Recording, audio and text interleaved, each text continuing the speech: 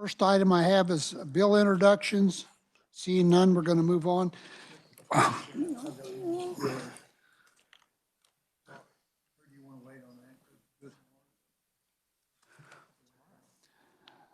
Senator Fag, I know you was in my office and I was gone, so go ahead. Thank you, Mr. Chairman. This is real quick. When this is RS 3229, has to do with wildlife and parks, that fee fund that we worked on the other day. This is just putting it in for going forward, so it's a recurring thing. Without objection, we'll accept that. It's accepted. Thank you. Committee, a couple things. I was hoping to finish up this morning, but we're not going to be able to finish today. So we will have a meeting tomorrow at our normal time, 10:30. So we're meeting tomorrow.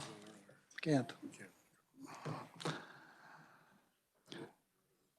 So we're going to finish up on the provisos that we were talking about yesterday. So I'm not going to go by agency. I'm just going to go by senator. So I'm going to start with Senator Peterson. Did you have any provisos that you would like to offer to the committee? Yes, I do. It's dealing with the Kansas statewide interoperable communication system. Would you like to explain, please? It's putting $5 million from ARPA funds to KDOT for fiscal year 27 for the purpose of funding the upgrades to the existing interoperability communication system. Sets forth technical specifications to support the seamless interoperable functionality while ensuring critical functions are not negatively impacted. A lot of our cities and counties are holding money right now to pay their half because the state owns half the systems and your local counties owns half the other half. It lets them communicate. Like just last week during the red flag mornings out in Goodland, Wichita and Derby both had units out there to help fight the possible wildfires. It's real important that different agencies be able to communicate with each other. These systems are fully integrated for encryption, and that way they can talk and they're on different frequencies. They're kind of critical, but the funding comes out of ARPA if available from KDOT. Okay, is that your motion? That's my motion. Do we have a second? Senator Ali seconds. Questions and discussion? Senator Clem. Thank you, Mr. Chair. I know we had a discussion about ARPA funds yesterday, so I think maybe the motion would be, if available, would probably be the right adjustment if you're okay with that, if we're okay with that. Senator Peterson, would you like to amend your motion? Yes, that's fine. Okay, if ARPA is available. Yes, sir. Okay, so that's your motion? My motion. Okay, and Senator Ali, second? Okay. Questions, discussion, Senator Peck. Thank you, Mr. Chairman. I appreciate that clarification. My question would be, if ARPA is not available, does that mean this funding doesn't happen at all, apparently? I mean, that's Thank you, Mr. Chairman. Other questions? Seeing none, all in favor, aye. Opposed, motion carries. Senator Peterson, do you have any others? No, I do not. Okay, thank you. Senator Ali, do you have any? Thank you, Mr. Chair. I do have one. Wichita, which is the air capital of the world, has no large-scale paint facilities for MRO activity on large private business jets. And with that, we have a proposal by Yingling Aviation in Wichita to build and provide a large-scale paint facility. It will create 121 new jobs at a 5-year medium wage of $91,000. To provide those jobs, Wichita State or WSU Tech will establish an aviation paint program certificate. And the request is for $50,000 from the PMIB fund, which loan guarantees and a 10-year repayment. This will be managed by the oversight of the state treasurer and through a Kansas bank. The Yingling aircraft was purchased. In 2023, it's grown from 160 employees in 2023 to 440 now. So this would create another 121 jobs, $91,000. And with that, I'll stand for questions. Did you make your motion, Senator Alley? I will make the motion that we include in the package the large-scale paint facility for $50 million from the PMIB fund. And seconded by Senator Peterson. And that's up to 50 million, up to, okay. Questions? Senator Peck. Thank you, Mr. Chairman. He first said 50,000. I thought, well, okay. And when he made the motion, and when I look at the balloon, it's 50 million. There's a little bit of a difference between those two figures. But my question would be, so this is idle funds in the PMIB that we're loaning. Help me understand the process. We're loaning it to WSU or to a bank to give to this entity or directly to the entity? What's the mechanism? What's the interest rate? Or a little more information, please. Senator Alley. My understanding that this is a program that's went through the state treasurer's office. We've done it in the past. It is set up, it is competitively bid by different banks. And the guarantee is by the banks, there won't be any loss of the principal. Or as far as the rate goes, I think that is negotiated with the state treasurer's office. Senator Peck. Mr. Chairman, so the PMIB currently earns an interest rate. Would this take this $50 million out of that money that is earning interest, or would we still earn interest on the $50 million that a bank is using? Or Senator Alley, excuse me, was you done? I understand we will get an interest rate on that $50 million, but that'll be negotiated. Senator Peck. Mr. Chairman, well, that doesn't provide a level of comfort. If will be negotiated, it could be significantly less. It could be 0.5%, or it could be, it makes me really uncomfortable when we are taking money, state money for, and I understand the job creation, the benefits, all that, I got that. But I don't understand why it's not going through a private bank and just leaving the state, leaving taxpayers out of the loop. So I've got just a few seconds to decide if I'm a yes or a no, but this is interesting concept. Maybe we have done it in the past. Does it make it right? Like I said yesterday, all of us have done things in the past that weren't right that we'll never do again. But in any event, thank you, Mr. Chairman. Senator Alley. Mr. Chairman, could I phone a friend on this? I'd like to ask Senator Fagg, who might know a little bit more about this program than I do. Senator Fagg. It's my understanding that it's like Treasury minus 2%. That's the rate that's set, it's my understanding. So in understanding the program, I'm also trying to do the same, Senator Peck, is understanding the whole process. But I think this one is a big enough issue that they probably need to do this. So this is something that's been done in the past and through the state treasurer's office. We're not building anything new. It's already in place. They made application. Here's the process. So that's where we're at with this. Senator Alley.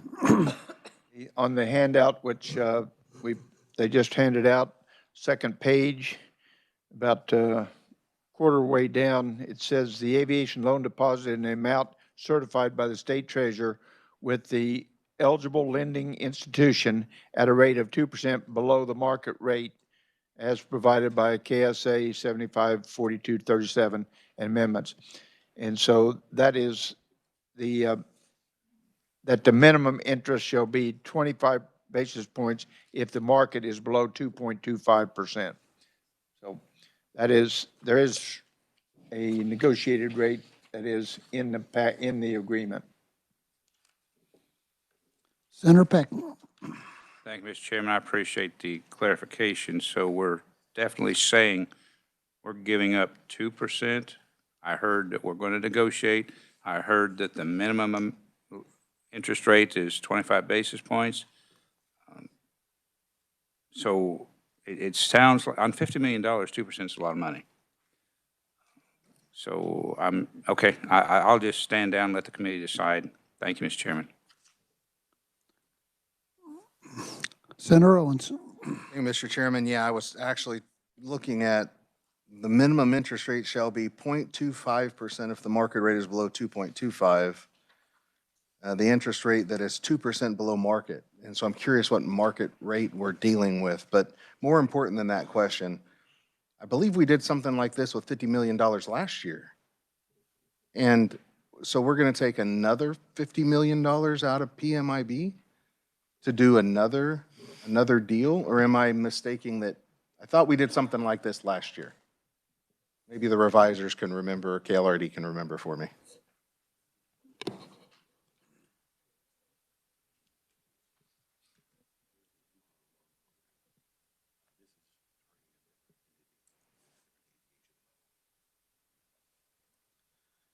There was a MRO loan last year, you're correct, but it's a little different. It's not this exact PMIB loan. Okay, thank you, Mr. Chairman. Senator Clem.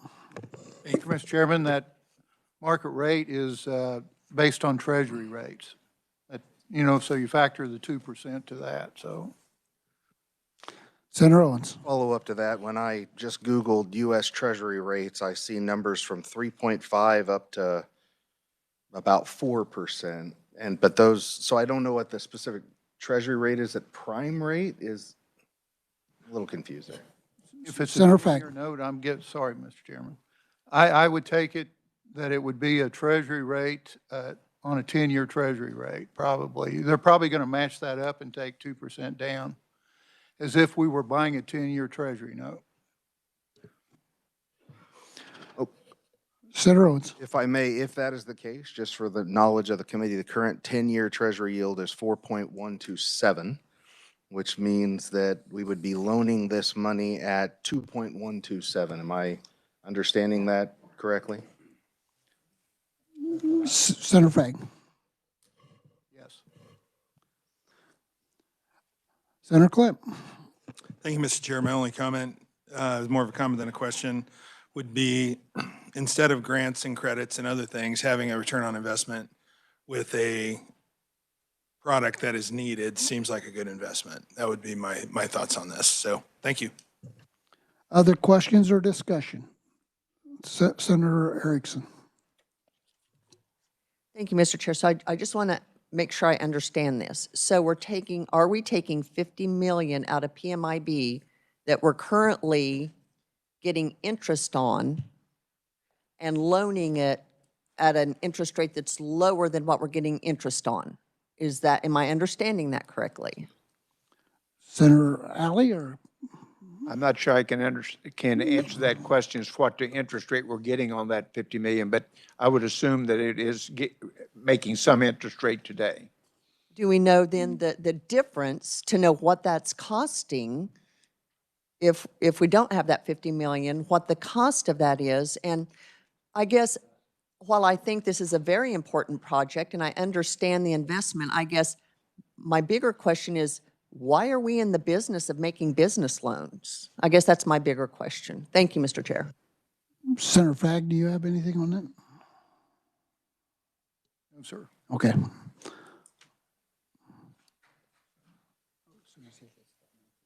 Trying to get an answer.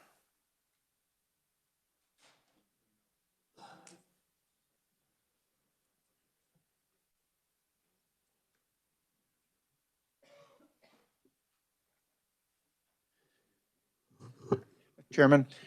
Senator Alley. My understanding is this is a bit speculative because we're making interest rate on PMIB funds, which is 3.5%, 4% today. And this is based on when the loans go out, which could be a year from now if this is approved. So, and it'll be 2% below the rate we're getting now. We could get 2.5% is what I'm doing. But the thing that we want to remember, this is 121 jobs. In the previous, we have granted $50 million for a hangar in a couple other places. So this is payback. The guarantee is by the bank. We're not going to lose any money on this. The bank, if this project would go bad, the bank is carrying the loan, not the PMIB funds. Bank is guaranteeing us back to us. Senator Erickson? With all due respect, we are losing money. We're losing the difference in the interest between what we could be drawing and what they're paying us. We are losing 2% on 50 million. And while I continue, while we always say we're creating more jobs, are we adding to the workforce, or are we just displacing workers from other areas and having an unfair advantage because someone's getting a much better interest rate on a loan to do their business than a smaller private business? Thank you, Mr. Chair. Senator Petty? My only question is, I would like some information. Had this been in the Commerce Committee? Has this been just worked out and discussed, or had any hearings in any other committees besides just now being presented to the Ways and Means? Senator Alley? This has not run through the Commerce Committee. It was discussed in length with the Commerce Department, but not in the Commerce Committee. Senator Petty? And then, as I was looking at, I mean, I know you specified paint facility, but as I was looking at the material provided,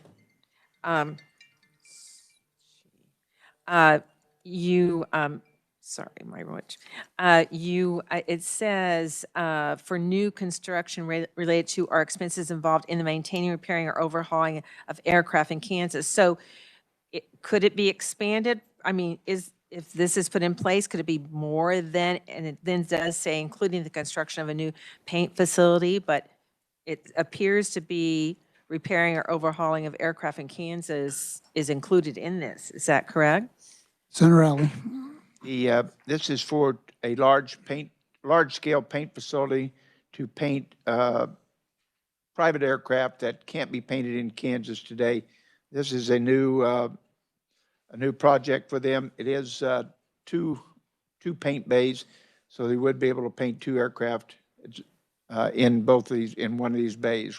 So it is new construction and new jobs to Kansas, and we're talking about 121 new jobs. I think there was a concern taken from others. WSU Tech will be having the aviation paint program certificate, so this will be new employees. Thank you. Senator Owens? Hey, Mr. Chairman, I just thought I would add, I just reached out to our treasurer. Currently, PMIB money is earning 3.8%. Now, stop that. That's what the treasurer shared with me. What I am now saying, because he is not saying this, is that 50 million a year, 2% decrease equates to about $1 million in lost revenue to the PMIB in interest that we're in essence forgiving for this project. Thank you, Mr. Chairman. Senator Peterson? To read further down that page, it says that such requirements shall include an agreement by the eligible lending institution to lend an equal amount to the aviation loan deposit to eligible borrowers at an interest rate that is not more than 3% greater than the interest rate on the aviation loan. So you calculate out that aviation loan, which is 2% less, and now you're bumping it back up 3% over that. So it'd be 1% over that. Am I reading that correctly? Senator Alley? I think you read it just the way I read, so I think you're saying we get 1% above that rate. Is that correct? That's what I believe. Other questions? Senator Fagg? Mr. Chairman, one thing that I would point out is that we've done these in the past, and we got a program. They applied for the program. I think we need to review this program, but I don't think this is at the time to do this. And I'm kind of big on consistency when we do this and what we do. So that's what I would add to this right now. Senator Peck? Mr. Chairman, I do not read the last as it was presented. My understanding of what I'm reading here, so I'm seeking clarification, is that I'm going to use the word bank,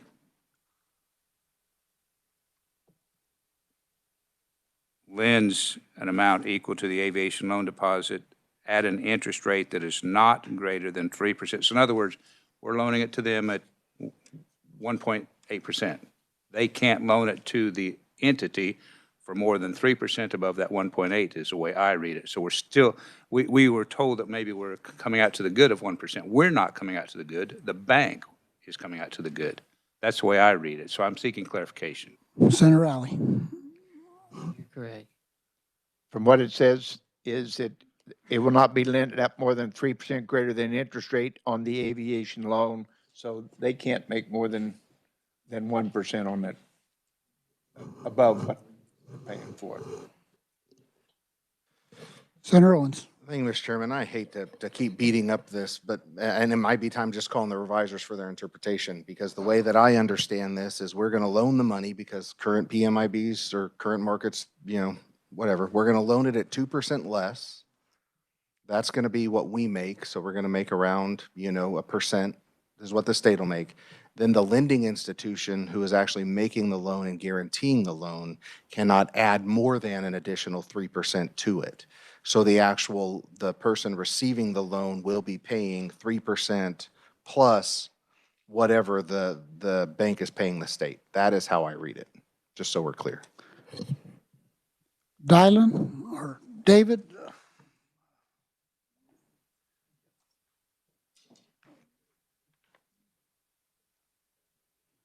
Can you clarify this a little for us, David? Yeah, thank you, Mr. Chair. Yeah, this program here and this proviso would be structured similar to the existing statutory linked deposit loan programs. There's various ones. There's an agricultural one. There was the one that was passed by proviso last year, the aviation jobs loan, economic recovery loan, extraordinary utility cost loan programs. And they're all of these that market rate is determined daily. Just pulling up the PMIB site today, the market rate was 3.45% for those programs. So then the 2% discount rate to the bank is 1.45% in this example. And then, as is indicated, there's that 3% in which the lending institution would loan the money out, and that maximum rate is that 3%, or the it'd be 4.45% under the current situation. So yeah, it's what the borrower is getting from the bank, that the bank cannot charge more than 3% of that. So as Senator Owens indicated, that's right. Senator Owens, do you have any other questions for David? No, I don't, Mr. Chairman. Thank you. Anyone else have any questions for David? Okay.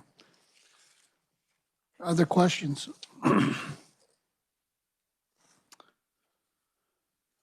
Seeing no other questions, all in favor, aye? Aye. Opposed? No. Motion carries. Division, all those in favor, aye? Raise your hand. Okay, we have 5.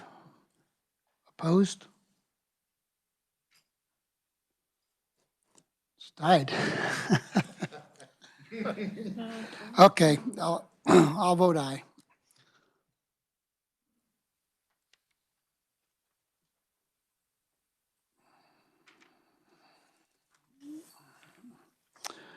Senator Alley, do you have any others? Sir. Okay. Senator Peck. Thank you, Mr. Chairman. Yes, sir, I do. I've got multiple ads that I would like to put onto the budget. Why is everyone looking at me so strangely? No, I do not, but I do have one. We have a significant number of military veterans in the state of Kansas. And Mr. Chairman, I have come to learn, because I've built a real rapport and relationship with veterans in SEK, Southeast Kansas, and I'm learning that we have a lot of veterans benefits that our veterans are not tapping into because they're just flat unaware of, or in some cases because of their disability, PTSD, whatever other type of issues, they're not actually applying for and receiving the benefits. And our Veterans Administration, that's where I'm going to, it's Kansas Commission on Veterans Affairs or something like that, in the state is doing what they can, but with all due respect, they're not doing as good a job for our veterans as I believe they should. Whereas we have individuals within the American Legion and the VFW who have been assisting these veterans to receive these benefits. And Mr. Chairman, when these veterans receive these benefits, that's income to the veterans that they are then spending in the state of Kansas, which of course provides economic benefit, dollars turnover, et cetera. So having laid that foundation, you should have in front of you, I believe, an amendment that would add $500,000, which is $500,000, to the Veterans Claim Assistance Program, provided that the $500,000 goes to for pay increases for veterans service officers. So this isn't just anyone that's in part of the Legion or VFW, but veterans service officers within the American Legion and the Veterans of Foreign Wars. This is not in the House budget, my understanding, and I would certainly like for the Senate to have a position in conference to help more of our military veterans, particularly those who have some type of disability, to receive federal benefits that they're not currently receiving, maybe even some state benefits they're not currently receiving. So that would be my motion to add this $500,000, and you can see the language provided that it goes to a particular place. So that would be my motion, Mr. Chairman. We have a motion, we have a second. Senator Fagg seconds. Questions? Senator Petty. I just need some clarification. It seems that in the past, is there a division of how these funds go to these two different organizations to assist? And have we had that in place in the past? How much goes to each? And does this fit into that, or am I incorrect? Senator Peck. Thank you, Mr. Chairman. Yes, my understanding is there's currently $1 million, so this would increase from $1 million to $1.5 million that is going through the Veterans Services. And I apologize, Mr. Chairman, someone can give me the name and I'll remember it the rest of the time, but it's the Kansas Commission on Veterans Affairs or something like that. KCVA, that's who it is. And so they are receiving money that is going to the VFW and American Legion to assist vets, but this would just provide a little more to hopefully bring in, I'm told, several millions of dollars to the state, ultimately through veterans. Thank you. Senator Petty. I guess I really wasn't very clear. The current million, and if this would go on, with the additional 500,000, is it distributed equally between these two organizations, or do we have a structure right now of how that distribution goes on for their assistance programs? Senator Peck. Thank you, Mr. Chairman. Great question. I do not have an answer for if it is distributed equally or not. I would presume, but I hate to say something, so I will look over my shoulder because someone's tapping me on the.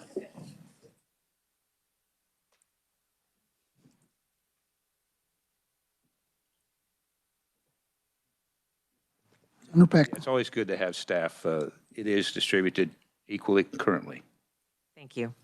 Other questions? Senator Fagg. Thank you, Mr. Chairman. Is this an add to SGF? Senator Peck. I knew my good friend would bring this up. It is an attention deficit disorder. It's an add to SGF. And, well, yes, and I realize that's unusual. I realize maybe no one in the committee supports veterans, but no, I'm kidding. I'm not going to go down that road. But yes, it does add spending.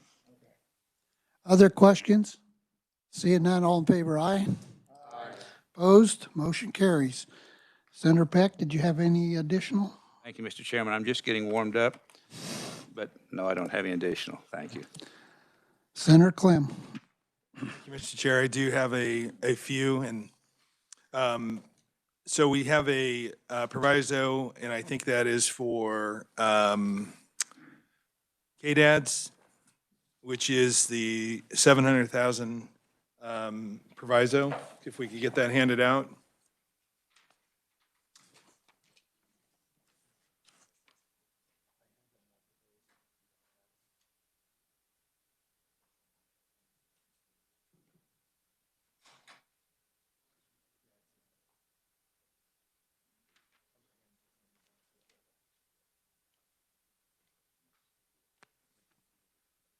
Set that way. Set that way. So what you're seeing is a 700,000 SGF, and there is new money in there, and I'm adjusting that. So what you're going to see is 500, what that should read is 550,000, so it doesn't use new money. And so it's for project access. Each organization leads a local coordinated effort to improve access to health care for low-income, uninsured residents of Wyandotte County, Johnson County, Shawnee County, and Sedgwick counties. By leading this local effort, the agencies complement and enhance the work of existing low-income clinics. So this is, again, I would say that this is not new. We've been doing this. Mr. Chair, may I have a moment? Yes. Through KDHE Health, not KDADS, for everyone taking notes. And so the motion is for 550,000 to the Specialty Healthcare Access Program account, and that number is listed. So I move my motion. We have a motion. We have a second. Senator Peterson seconds. Questions and discussion? Senator Petty. So as I look at this, so that 700,000 should be 550,000, is that correct? Or that's 500, could you? Senator Clem. Thank you, Mr. Chair. That is correct, Senator. Other questions?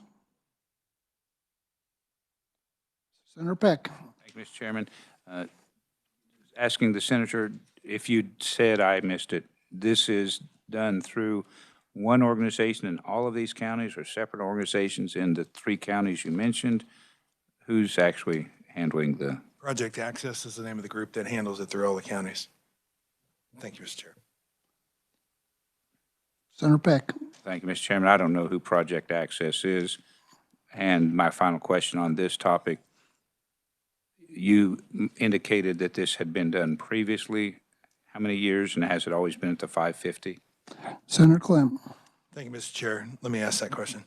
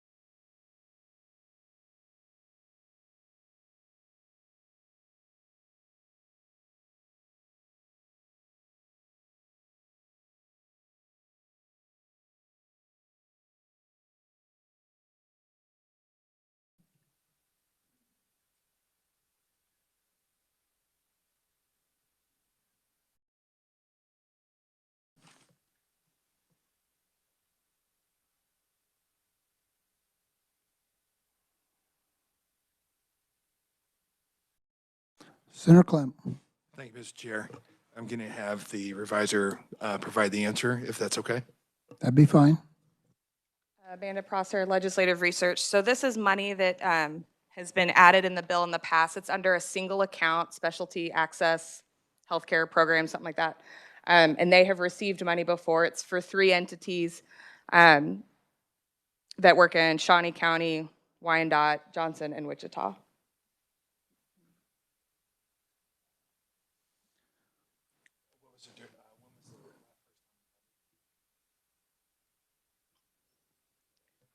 Question was, when was the first time we funded?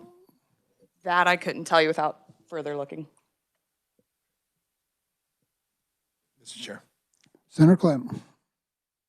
Do we know, so we are comfortable that it is for the last couple years? We know last year for sure. I'll stay with that. Senator Peck. Thank you, Mr. Chairman. I understand this is probably a worthy program, but if we've only got assurances, it was last year for sure. One time, now two. It's just like many other things. Is there a time when we're going to finally say no, or why is not the agency automatically funding this out of their existing resources? So those, Mr. Chairman, I was thinking I would probably support it, but if it's not, if it's relatively new, I'm not anxious to just start down this road of adding more and more one-time expenditures again and again and again. Thank you, Mr. Chairman. Other questions?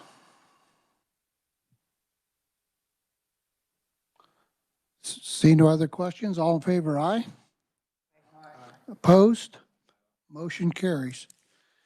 Senator Klemp, do you have any others? Yes, sir. Thank you, Mr. Chair.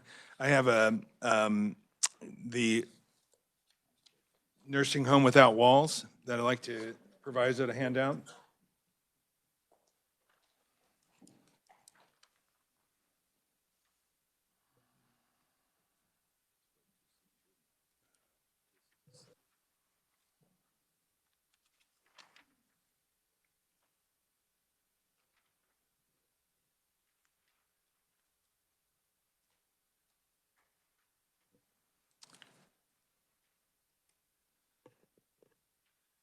Thank you, Mr. Chair. So there is a program that supports keeping our older folks in their homes longer.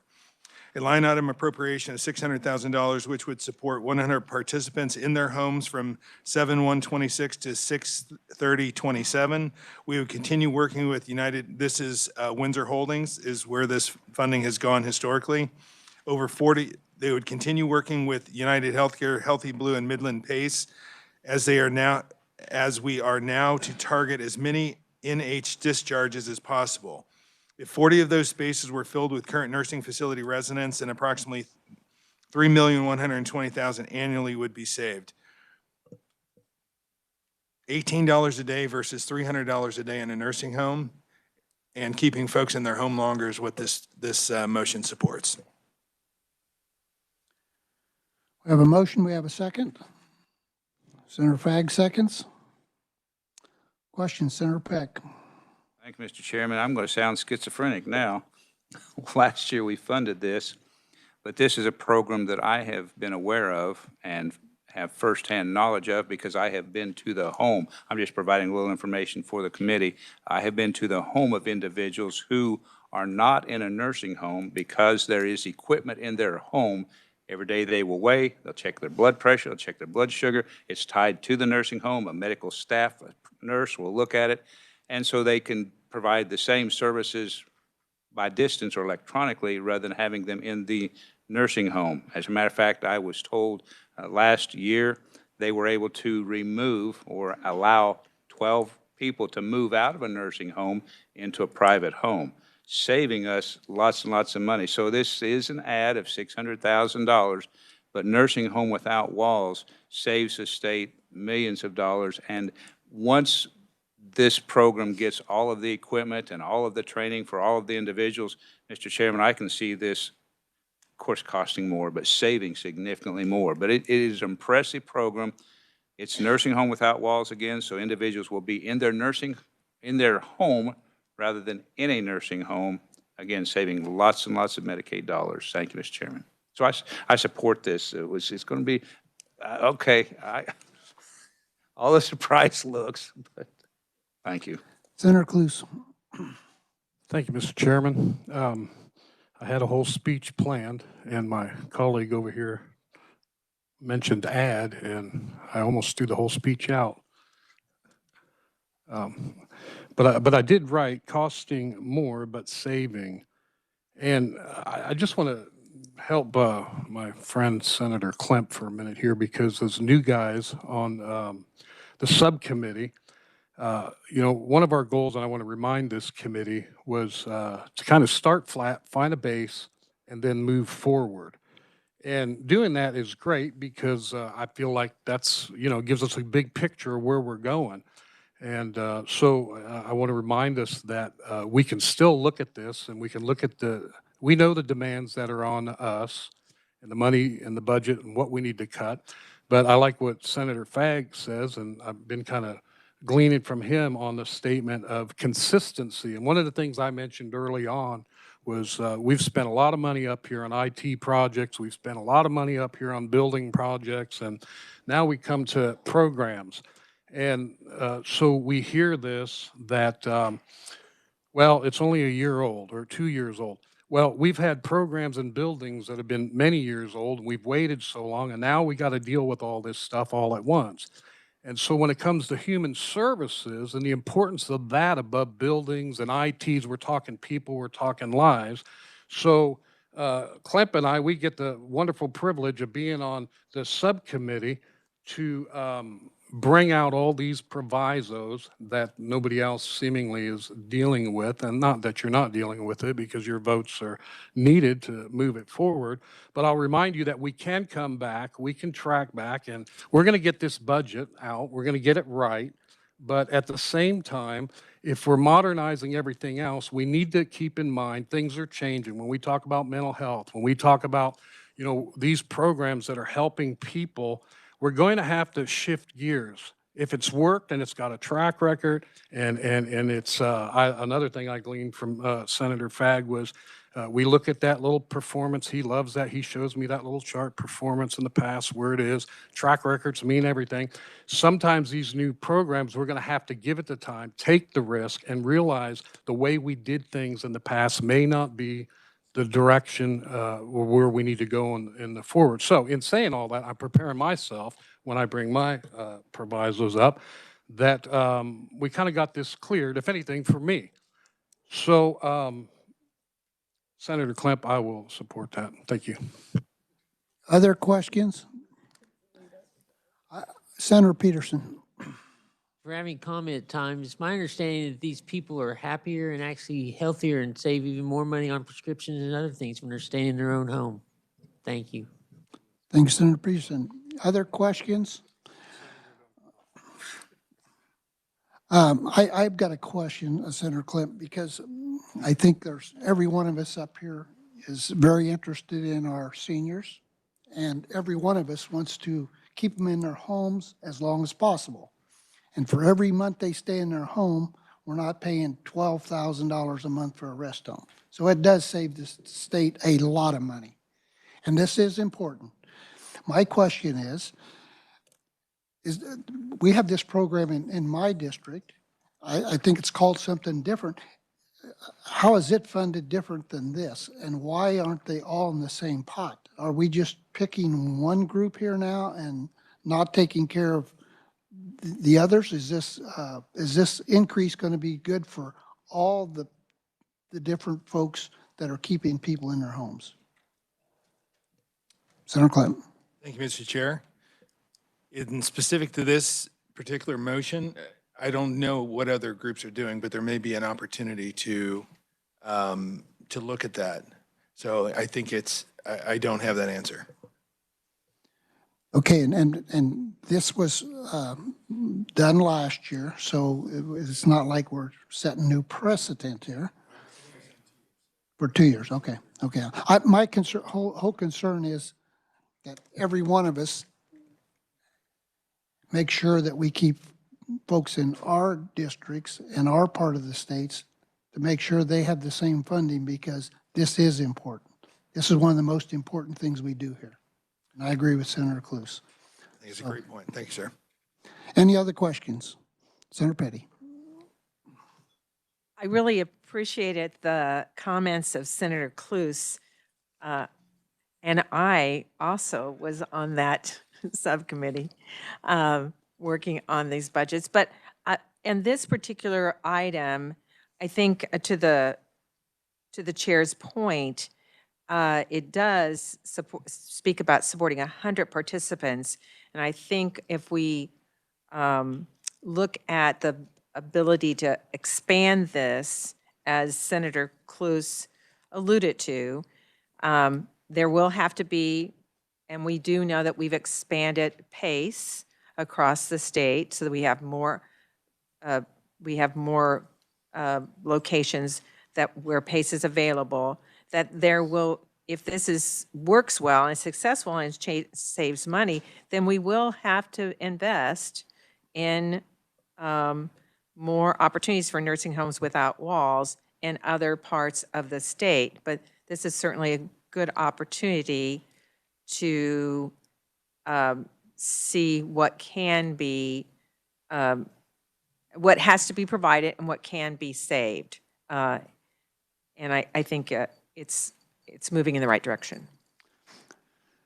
Other questions? One reason I brought this up is because I was told in my area that if we don't add some funding, they're going to start a wait list. And that is very concerning to me, so that's the reason I brought that up. So, any other questions? Seeing none, all in favor, aye? Opposed? Motion carries. Senator Klemp, do you have another one? You have one more, sir. Yes. It's a small one. So if I'm going to stay on the nursing home theme, and let's hand out the facility Medicaid capacity payment proviso.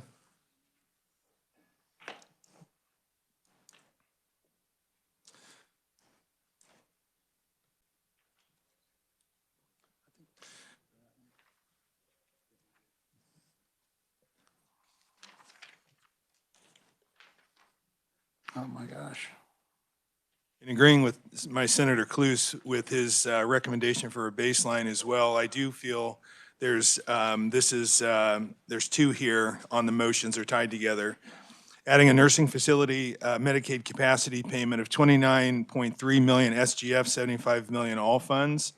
The recommendation, so I recommend that we add Medicaid capacity payments for nursing facilities at $20 per resident per day for fiscal year 27 to the KDAD's budget totaling $29.3 million, SGF $75 million, all funds.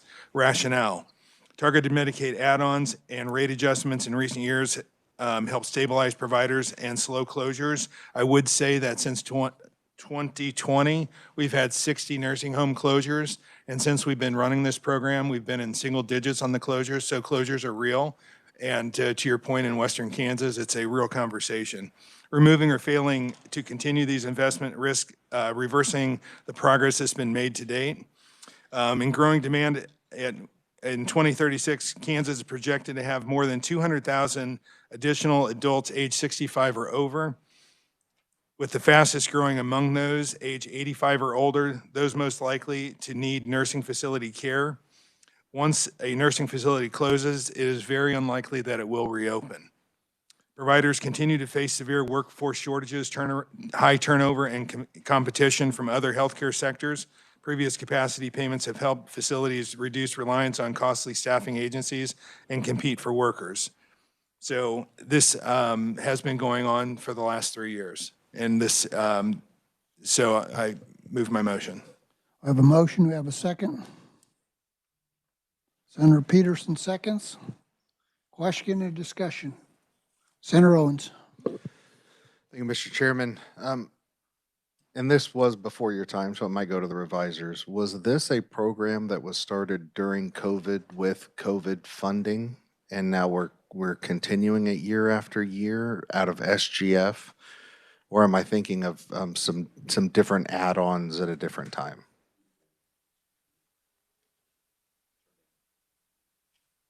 You're up, Sharday.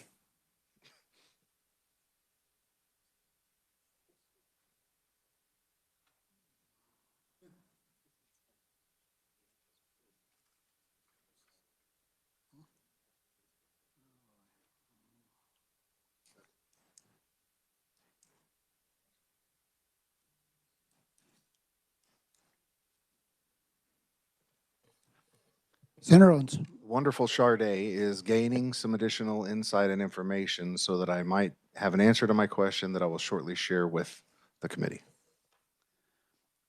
Other questions? Senator Peck.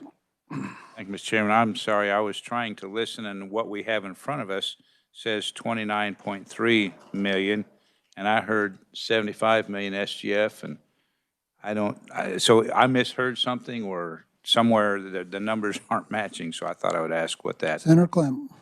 Thank you, Mr. Chair. It's 29.3 million SGF. Senator Peck. Thank you, Mr. Chairman. So did the senator say something about 75 million?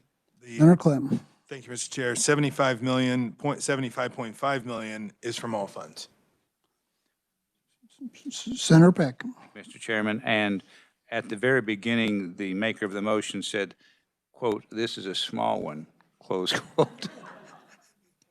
And I thought, well, that 600,000 was a pretty big one, so I thought he was meaning like $5,000 or something, but, I had my sarcastic hat on. okay, in any event, okay, well, that clarifies that we're talking 75 million, all funds, and 29 million, say, general fund. Thank you, Mr. Chairman. Other questions? Senator Owens. Thank you, Mr. Chairman. As a result of my question, I have a little added information. And I will reiterate how impressed I am with our fiscal analysts. It seems like there's not a question that we can't ask that they don't have an answer to. And so I'm grateful for them, and especially grateful for Charday and how she pays attention to the KDAD's budget so well. From what I understand, this was originally funded in the 2024 budget, where it was a $24.6 million SGF and a $60.9 million all funds. 25, we did 18 million. 47 million all funds. This request here is identical to what is in the 26 budget, same dollar amount, same all funds request. This had nothing to do with COVID. This was added after COVID, just so that my question was answered and everybody has the context. Thank you. Other questions? See no other questions? All in favor, aye? Opposed? Motion carries. The last, Senator Clem. thank you, Mr. Chair. The last one is the HCBS fee waiver, or fee recommendation, FE recommendations. Let's hand that motion out, please, or the proviso.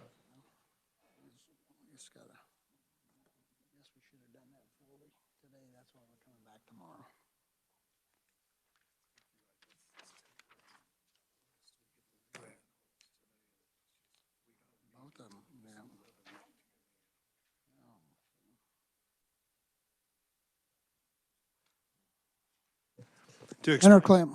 Thank you, Mr. Chair.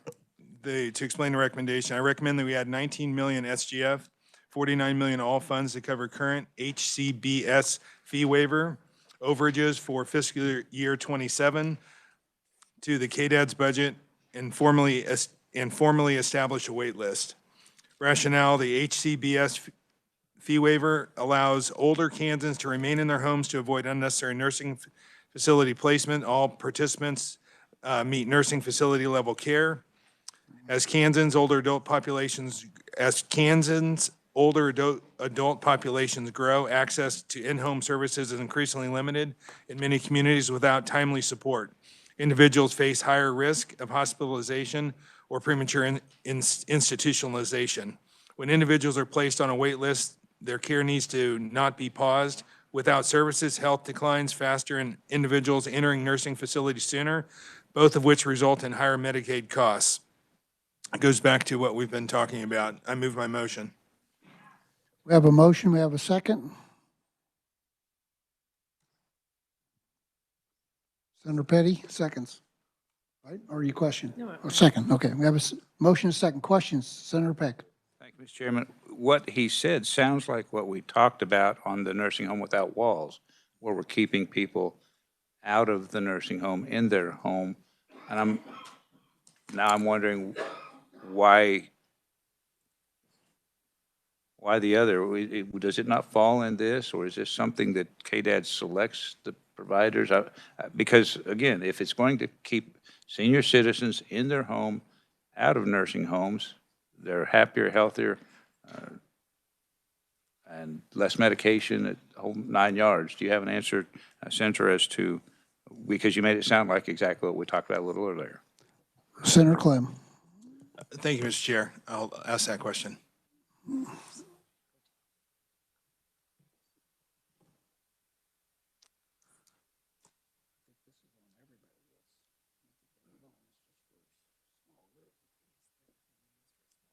This-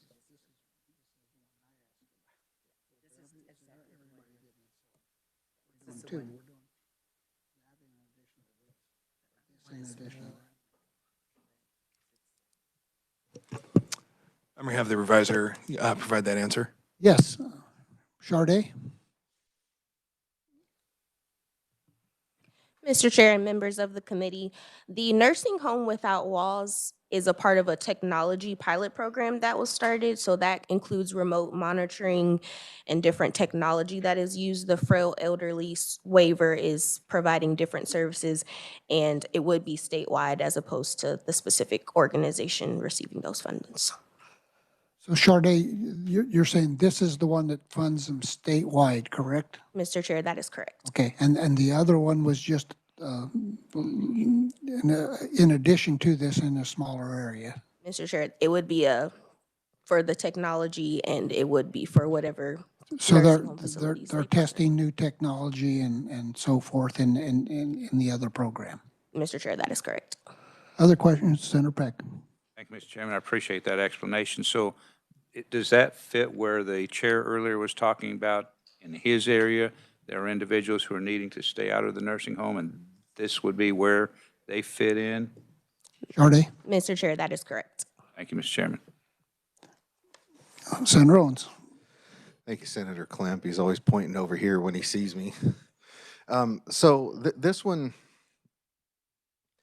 we didn't add any money to the frail elderly waiver in the KDAD subcommittee budget. I'm not saying that we should have or shouldn't have, but here's the best way that I have come to look at the frail and elderly waiver, right?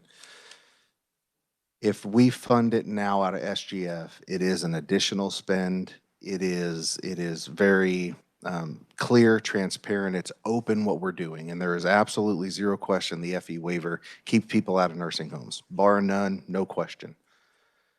If we don't spend the money on the FE waiver, then it becomes part of our human services caseloads when these people that could stay out of the nursing homes on the cheaper waiver end up in the nursing homes on Medicaid. And then all of a sudden, that's not a transparent number, right? Because we don't have a choice as to whether to pay for the human services caseload. Once they get put in a nursing home and they're approved for Medicaid, we're paying for it whether we want to or not.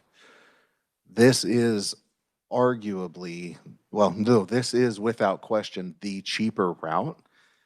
It's just a lot to swallow right here because next year you could see 30 or 40 or 50 million SGF into Medicaid to offset this same cost just because people ended up in the nursing home. So I just wanted to give everybody the added context of what the FE waiver does and how you're going to pay for it now or you're going to pay for it later, and paying for it later, you don't even have a say-so in whether you're going to pay for it or not because you're just going to pay for it. So thank you, Mr. Chairman. Other questions or discussion? Senator Petty? Thank you, Mr. Chairman. And I just wanted to clarify, so this 19 million is just for the frail and elderly? Senator Clinton? That is correct. And you, Senator Petty? thank you. And as you said, to formally establish a wait list. Senator Clinton? Thank you, Mr. Chair. That's correct. Thanks. Any other questions? Seeing none, all in favor, aye? Aye. Opposed? Motion carries. Senator Clem? If I have thank you, Mr. Chair. If I have a motion to take money out, can I make that now? Yes. So we're putting a lot in. So there's conceptual. So there's a $28 million ad that's been added for in Salina for moving for our police troop. Thank you, Senator. Troop C is a $28 million cost. I think there's been some discussions where there's a feeling that there's a plan to ensure that there is a fund that's going to be developed, but it's in, that thought process is developing. But the end result would be to extract out the 28 million for this year. So my motion would be to extract out that 28 million from the budget this year and work on a solution that allows them to get a bucketed pool of money that sits within the transportation revenue bucket. We have a motion, second by Senator Fagg. Questions on removal? Senator Peck. Thank you, Mr. Chairman. So this 28 million, is it state general funds, state highway funds? Senator Clem. Thank you, Mr. Chair. State highway funds. Yeah. Senator Peck. Thank you, Mr. Chairman. Well, I'll support it, but I wish it was going to state general fund, but it's not, because we've already given the state highway fund a lot of money by increasing the license plate fees, but yeah, I'll still support it. Okay. Other questions? Seeing none, all in favor, aye. Opposed? Motion carries. Senator Clint, did you have anything else? You're done. Thank you. Senator Fagg. Thank you, Mr. Chairman. Before I start this, I only have one request. It is not asking for more than what Senator Peck asked for. So I want to make note of that to the committee. This one here has to do with helping emergency responders overcome PTSD, which is a hero pilot program. We're talking $500,000 on this deal. And it is a pilot program. So what it's going to do, it has to do with duty-related trauma treatment for first responders. It covers evaluation and treatment only, designed to measure need, cost, and outcomes before any permanent policy decision would be made.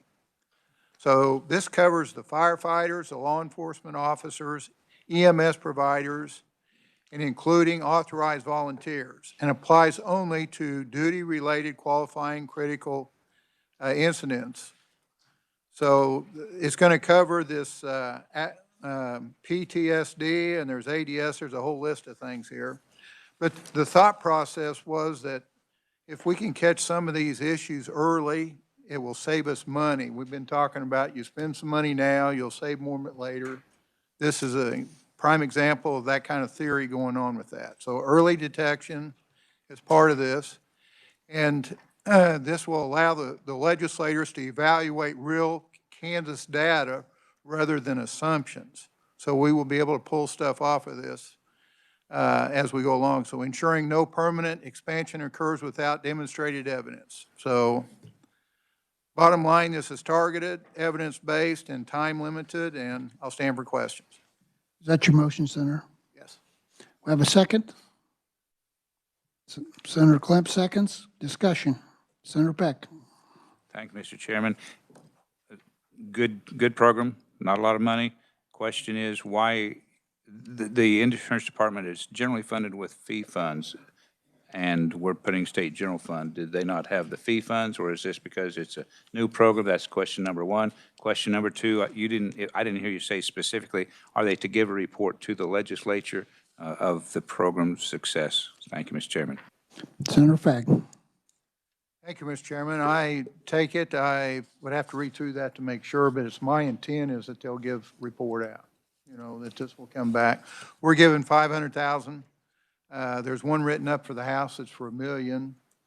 And to me, we'll be addressing this come next year. And we'll have some evidence about what's happening with that. So that's the plan. It's a pilot program. We'll be looking at results. Fee fund.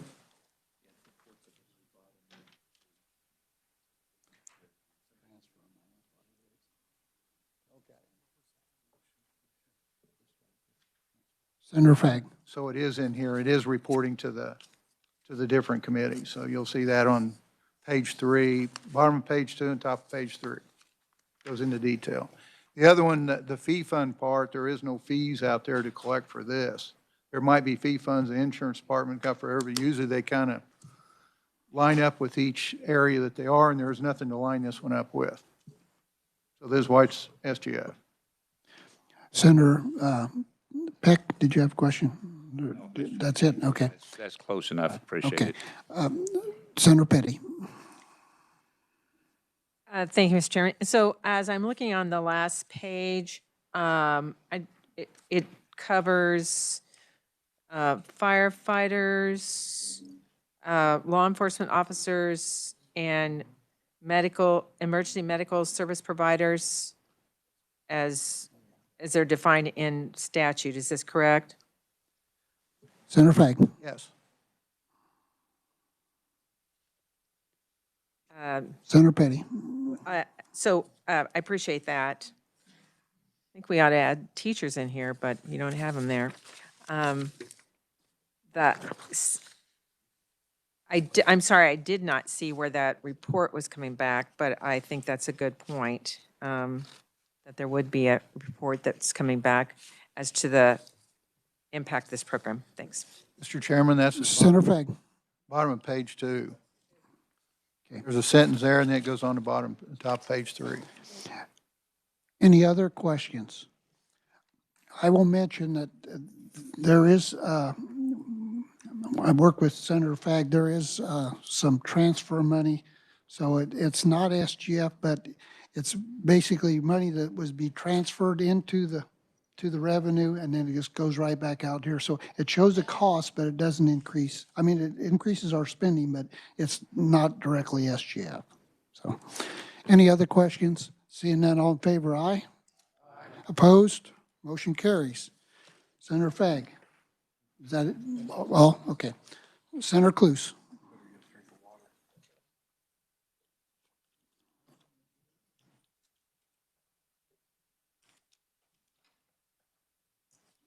Thank you, Mr. Chairman. I'm going to pass out proviso and a little information with this one.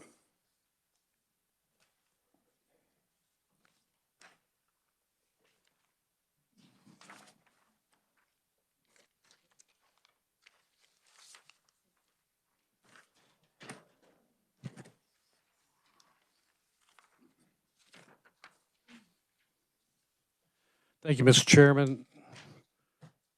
I feel a little better that I got some things off my chest, and I've learned from Senator Peck where he says my opinion. So anyhow, thank you, Senator, for that.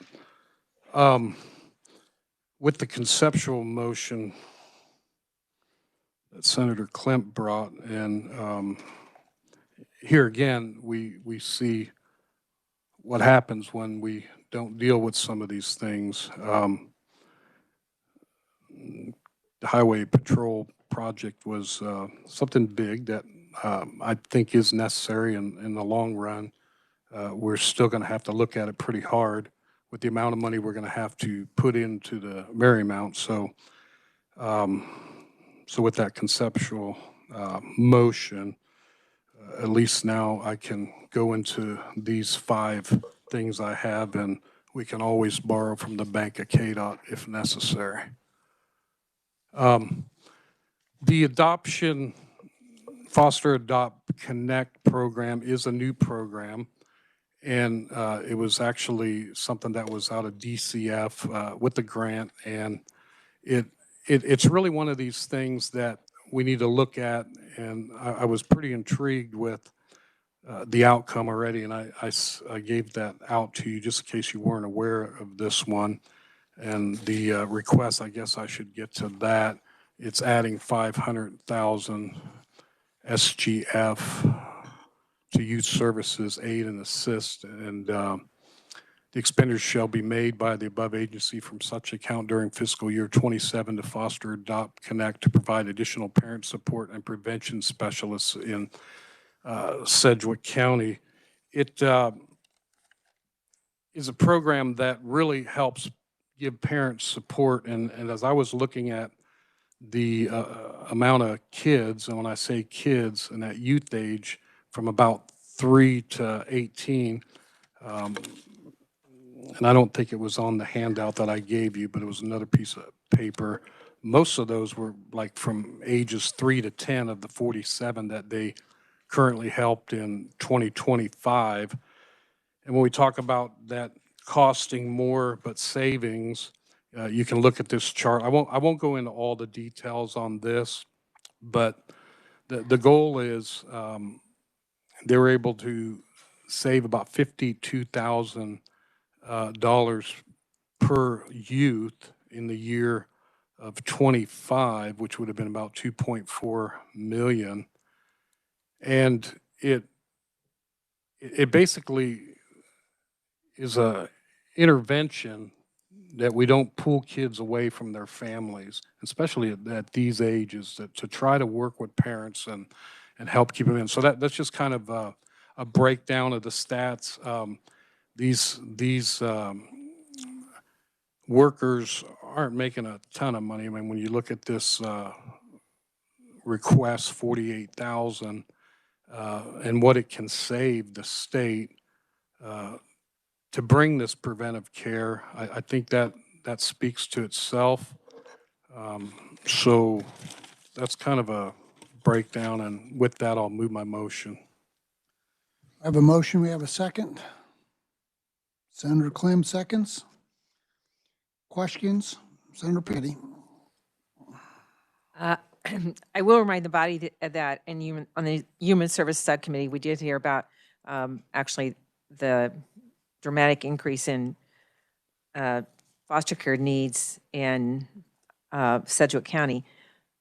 The House has this in their budget proposal, and we did put in $600,000 for through DCF to increase needs for foster care in Sedgwick County. So just this is a good program. They are working well. I'm just kind of providing a little more information for people. Other questions? Senator Fagg. Thank you, Mr. Chairman. When I look at this, just a couple thoughts for the committee. This is Sedgwick County. You know, that's one of 105 counties. And we're doing this kind of program, and I'm sure the 104 counties have the same kind of issues out there. So this goes back to this consistency thing I was talking about. So two questions. Are we addressing this outside of Sedgwick County? And that's my first question. Senator Fagg, or Senator Cluse. Thank you, Mr. Chairman. Looking at that pie chart on the back, you can see just the amount of youth that are in care, in particularly for Sedgwick County, 26%. So it's a quarter. And I would have to phone a friend on, are you talking about one, are we addressing this in other counties? Outside of Sedgwick County.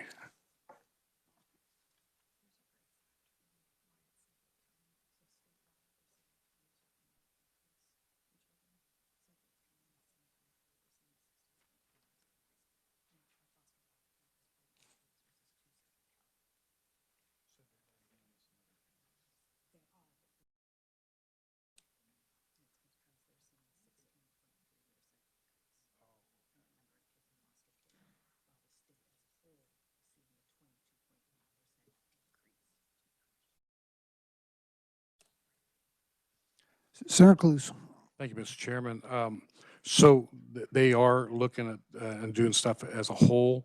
The state as a whole has had a 22% decrease, but Sedgwick County has actually had a 16.3% increase.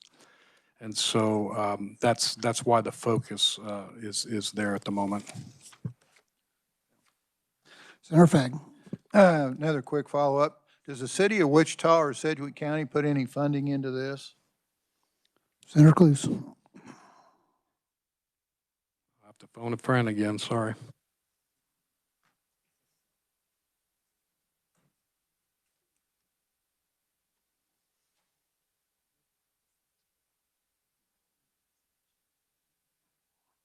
Senator Fagg, or Cluse. Thank you, Mr. Chairman.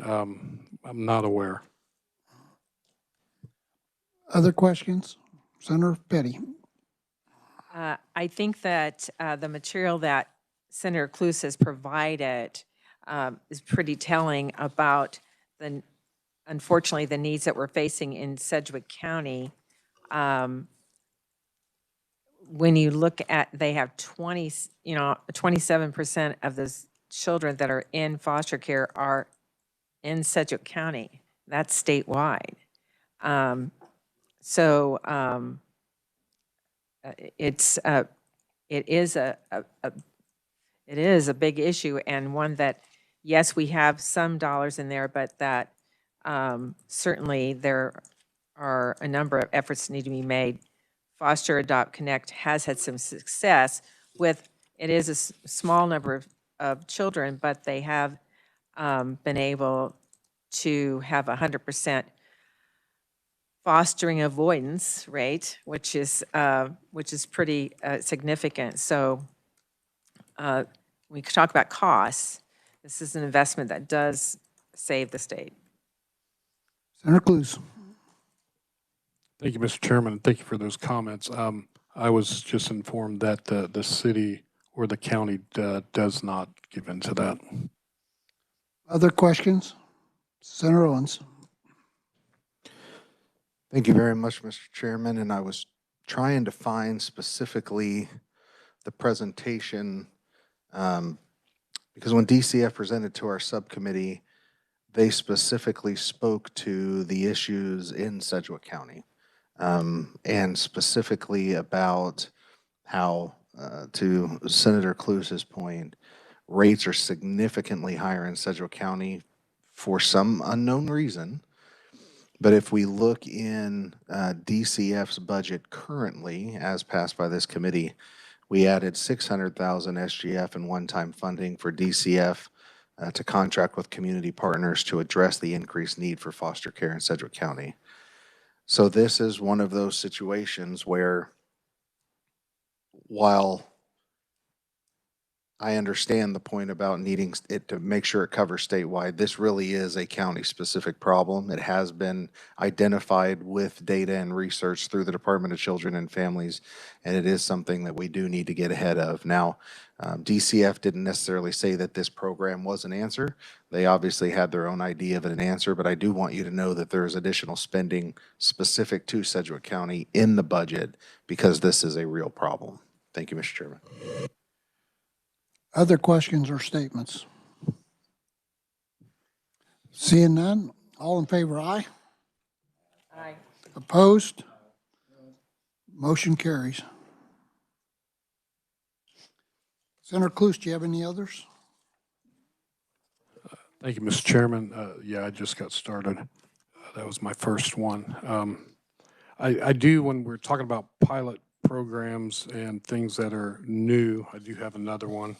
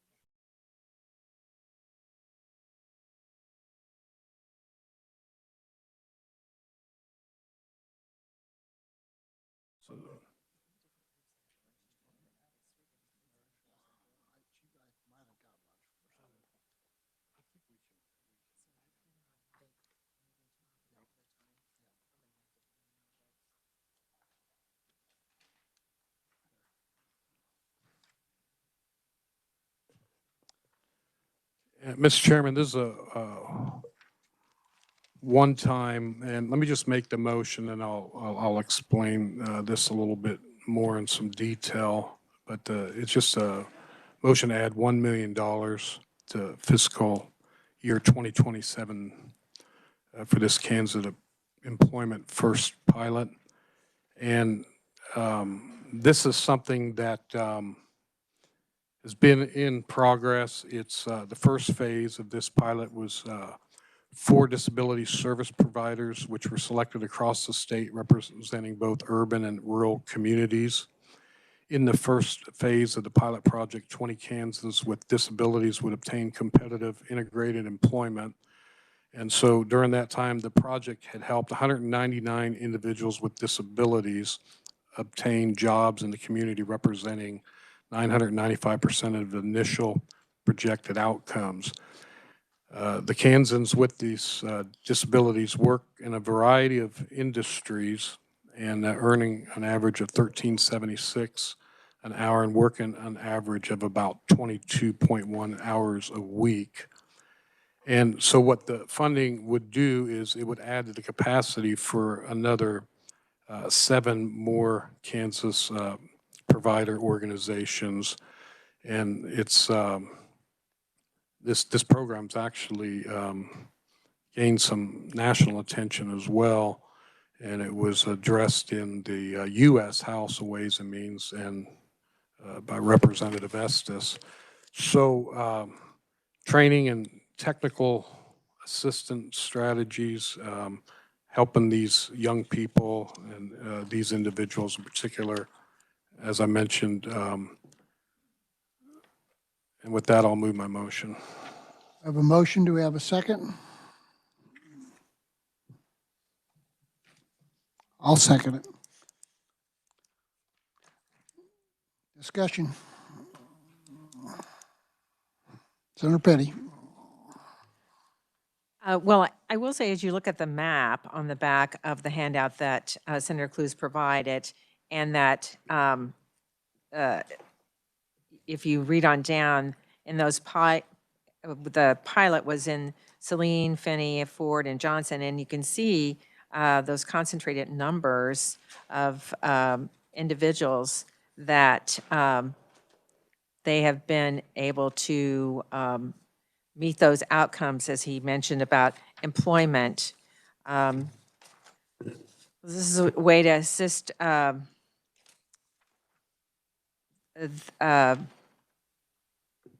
people who have a disability to become productive citizens within their community and just as they want to be, and provide for that independence. So it is an investment. Any other questions, comments? Senator Peck. Thank you, Mr. Chairman. It sounds like to me, if I heard correctly, that this is a first-time funding project. Senator Clues. That's my understanding.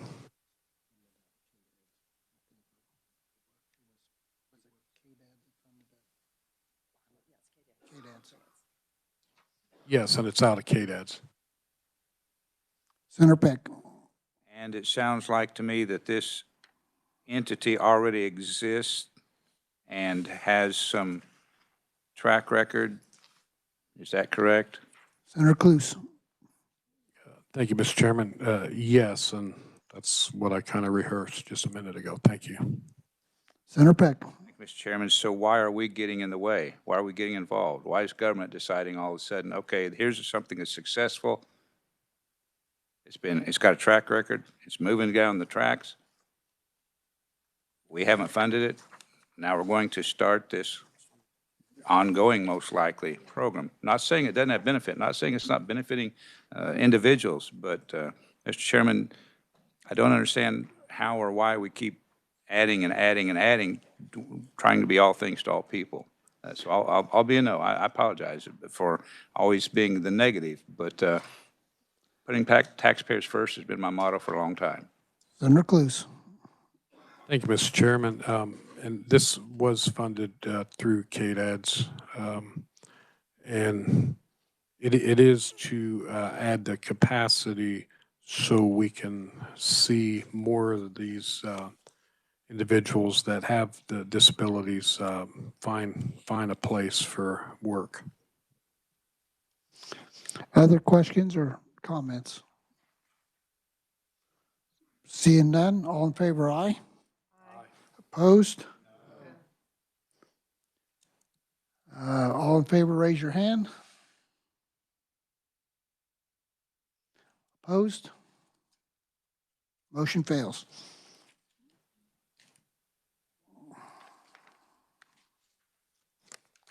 Senator Clues, did you have any others? Yes, I do, Mr. Chairman. I'm going to wind these up here.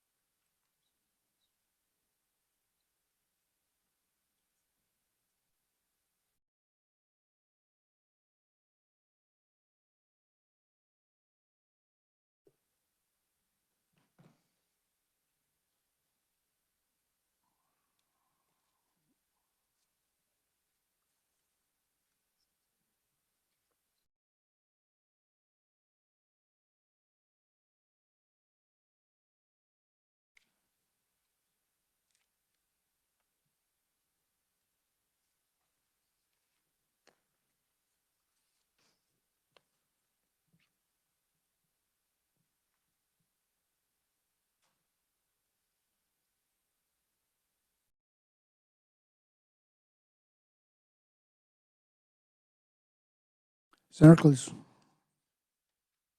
Thank you, Mr. Chairman. I'm just going to go ahead and pass this motion out. We did not have that language all put together.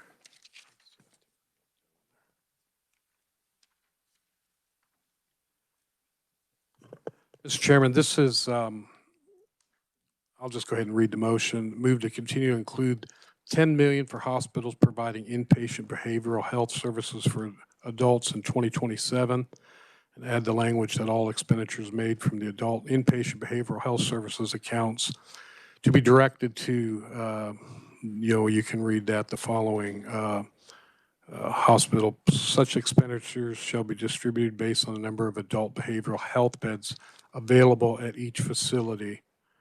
And it's also mirroring the language from the 2026 budget.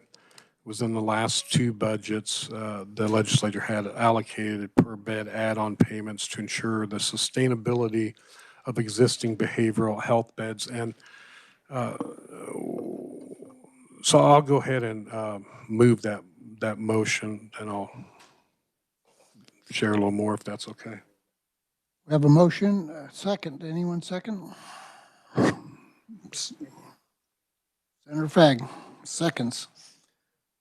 Questions? If it's Anyone have any questions? Senator Alley. Thank you, Mr. Chair. Under your talking points on number A, it says, according to Center of Healthcare Quality and Payment Reforms, Kansas has 68 hospitals at risk of closing.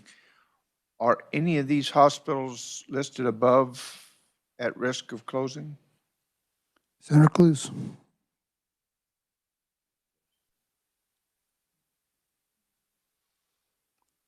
Thank you, Mr. Chairman.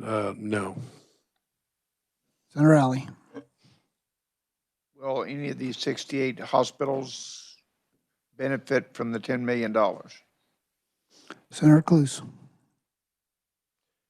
It's my understanding the 10 million will be to the ones that are in that paragraph in the motion. Other questions? Senator Petty. And I think that I'm correct with this information. So, Senator Alley, even though you don't, it does refer to the fact that there's 68 hospitals at risk of closing, and that, hospitals lose an average of 34.3% on providing behavioral health services. When they have a patient that needs those kinds of long-term services, these are the hospitals they send them to. So this is where they go. And that's why because they have the behavioral health beds. So that's why these hospitals are listed here specifically. Other questions or comments? Senator Cluse.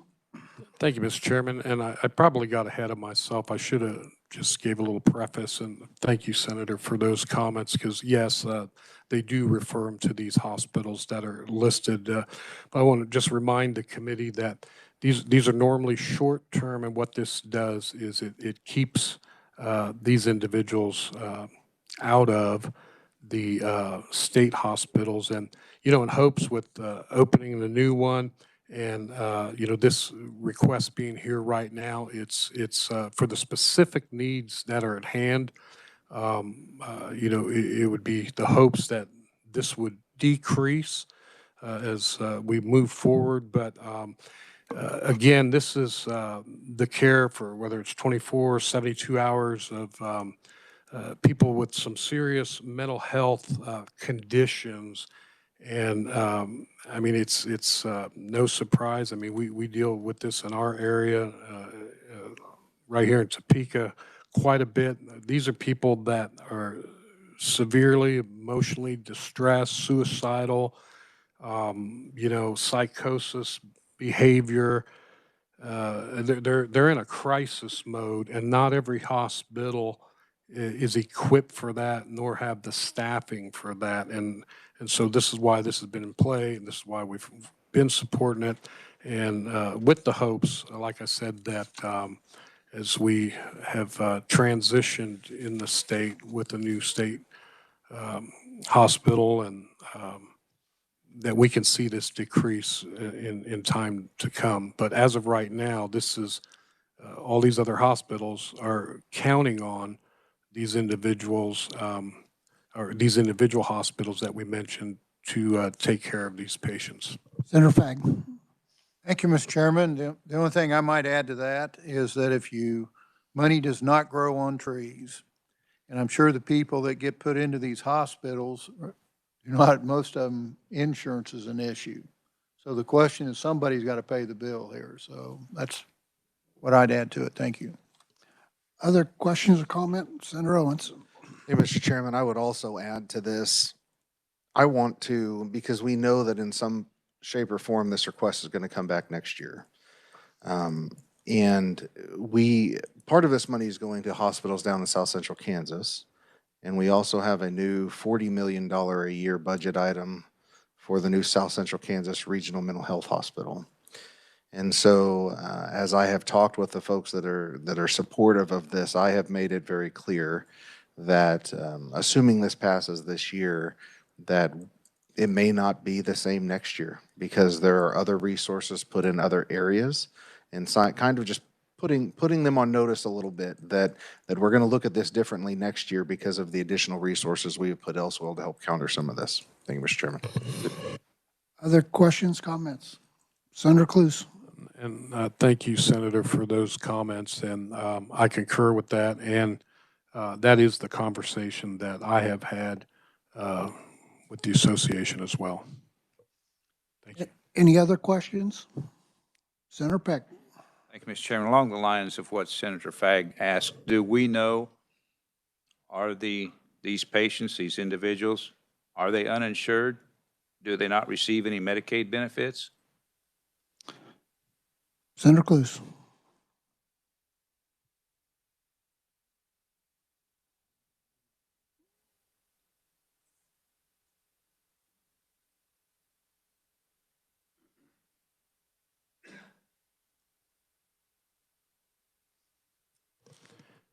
Senator Cluse. Thank you, Mr. Chairman. It's really case by case. And again, it's temporary to help alleviate the crisis situation the hospitals are facing right now until we get the other state hospital open. And it's, like I said, normally short term.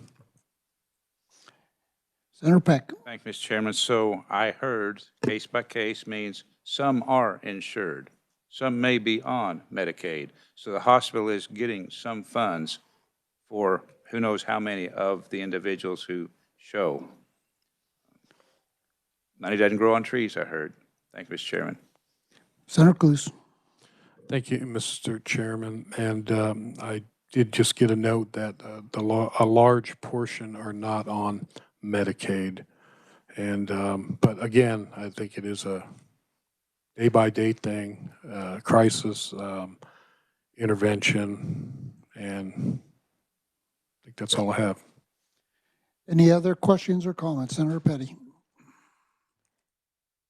But just think about if we had Medicaid expansion, those people that are underinsured would have Medicaid. Any other questions, comments? Seeing none, all in favor, aye. Aye. Opposed? Motion carries. Senator Cluse, did you have any others? Mr. Chairman, I have two more. Would you like me to proceed? Yes, please. Thank you. Mr. Chairman, this is one we had brought up yesterday and needed a little more clarification, and hopefully we have that now.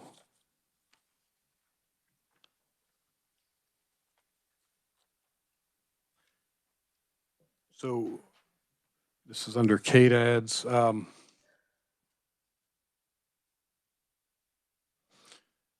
Beginning in fiscal year 2027, This is for the physically disabled waiver and the frail elderly level waiver. And it's concerning the reimbursement rates. And basically, again, this is something we've been talking about this. We have a cost, but it's in the long run a savings trying to keep people basically at home. This is already in the House budget. I was made aware of.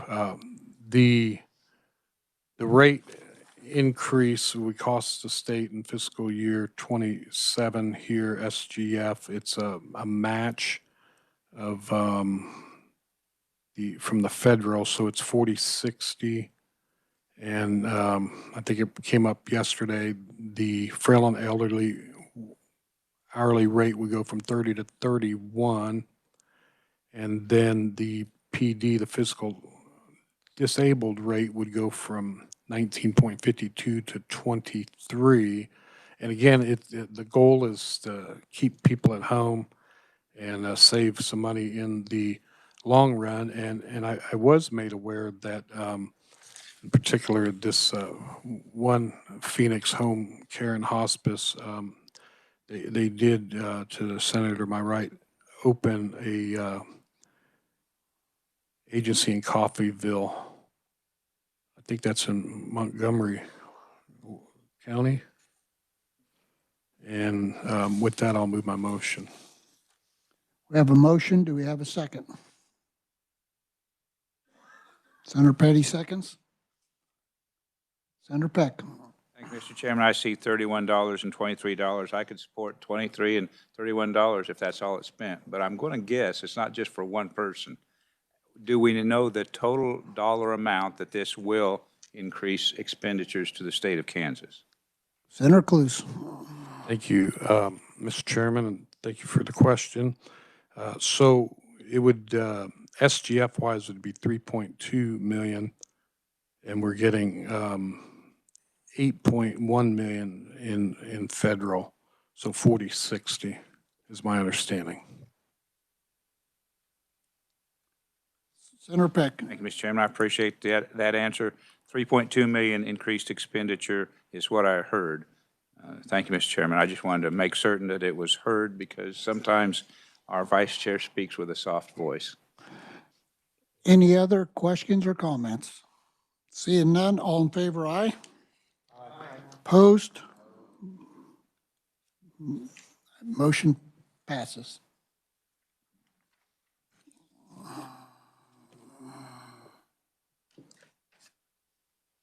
Senator Cluse. Thank you, Mr. Chairman, and I have one final one, and I'll get that here.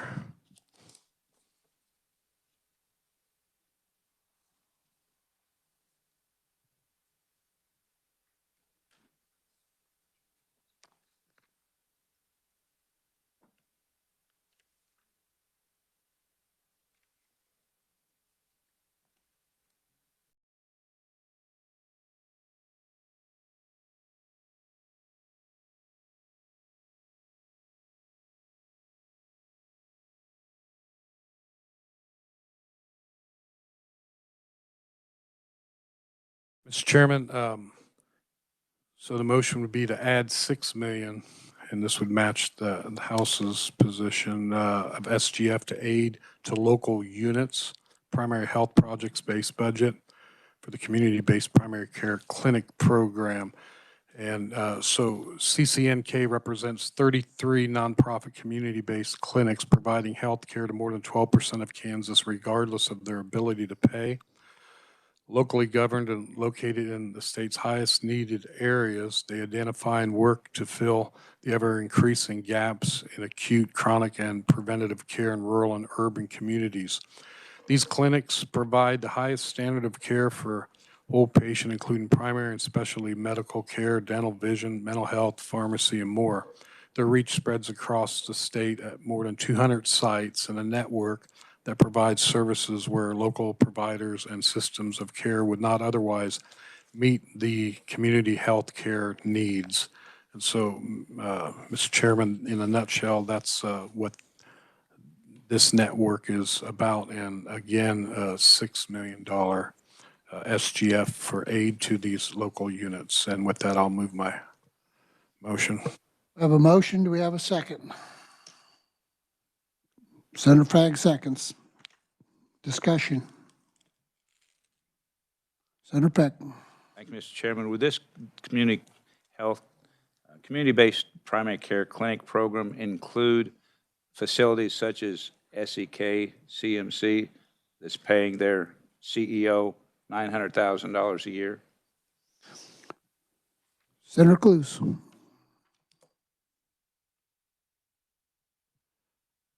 I'd have to phone a friend on that one.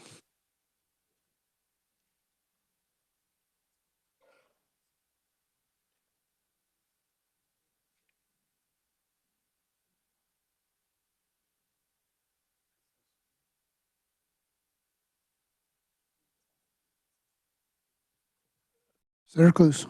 Thank you. If the Senator would repeat that specific clinic, why don't you just repeat everything you said? Senator Peck. Mr. Chairman, you mean from the beginning of the meeting or just the last question? It just depends how long you want to be in here. If it will save taxpayer dollars, I'll fight a long time. But specific to this question, Southeast Kansas Community Health Centers pay their executive, their CEO, he is currently suspended with pay, $900,000 a year. $900,000 a year. Are they part of this $6 million funding? Senator Thank you, Mr. Chairman. I'm waiting on that and waiting for an answer here. Anyone else have any other questions or comments while we're waiting? Senator Clues.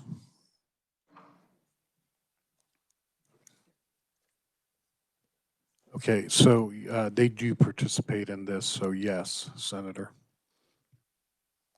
Senator Peck. Yes. I'm sorry, Mr. Chairman. Thank you, Mr. Chairman. So 1/6 of this almost would go to pay that joker's salary. I'm sorry, this really gets me fired up, Mr. Chairman. So I'm an absolute no. I can't believe anybody would think it's a good idea to pay $600,000, I'm sorry, $900,000 to a CEO of a community health center. Thank you, Mr. Chairman. Other questions or comments? Senator Fag. Thank you, Mr. Chairman. So I think I heard in the process here that he was on paid leave, if I heard that right. Thing that jumps out at me is these clinics in this program see 23% of all CanCare members and 40% of all uninsured Kansans. So this is a big deal. So that's the thing I would add to this. Thank you. Senator Clues, did you have any comment? Well, it's just, and I appreciate the comment and the understanding of Senator on that. And I guess they're addressing it is what I'm hearing. But I think we keep in mind the overall program and what it does. Thank you. Any other questions or comments? Senator Erickson. Thank you, Mr. Chair. Well, I think we all want to care for those in the most needy. I do not understand, how many more could we serve if we weren't paying an almost $1 million salary to someone? And until they get their house in order and their priorities straight, which is to serve those people, I will be opposing this. Thank you, Mr. Chair. Other questions or comments? Seeing none, all in favor, aye? Aye. Opposed? No. Those in favor, raise your hand. 4, motion fails.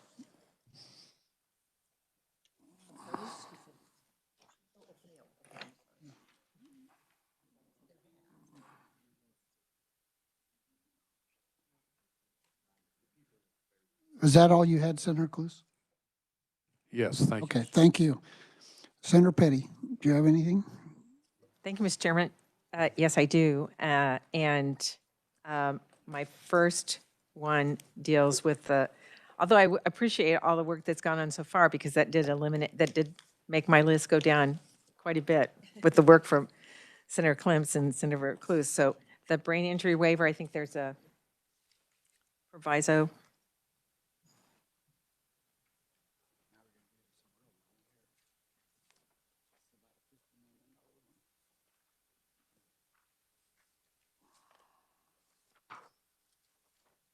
Oh, no. 6.9. Well, fortunately, we have dealt with all of the waivers that we have, except for the brain injury waiver. And this proviso that you have in front of you, adding 6.9 million, will keep us from having to move to having any kind of a wait list on the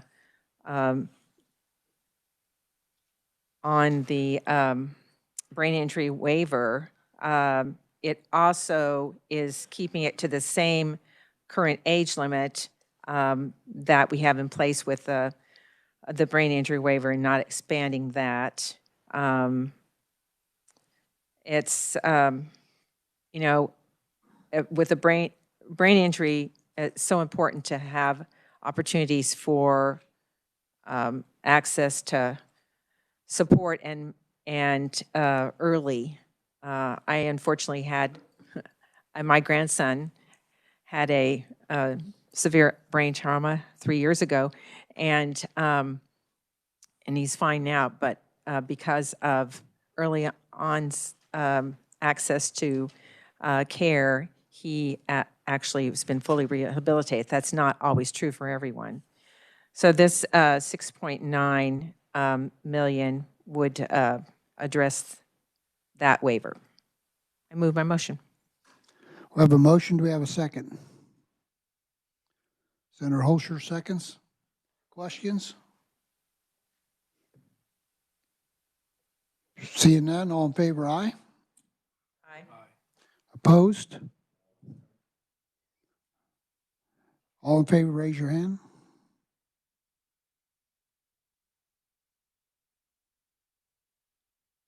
Five. All opposed?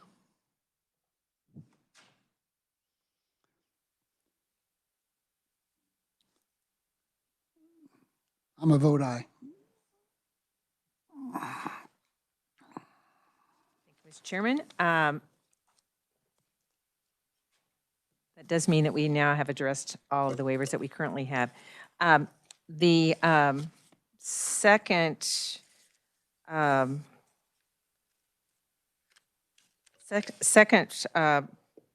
proviso I have, I think, do you guys have one for?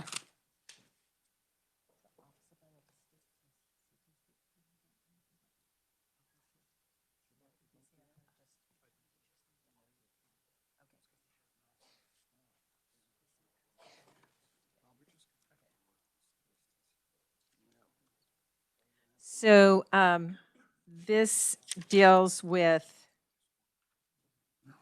excuse me, Mr. Chairman, I need to get to my right folder.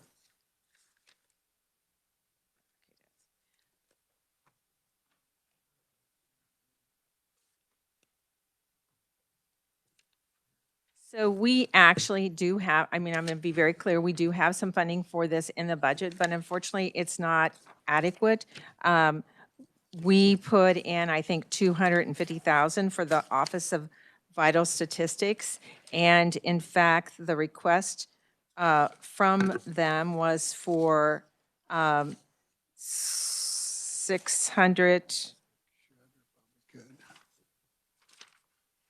was for 615,000.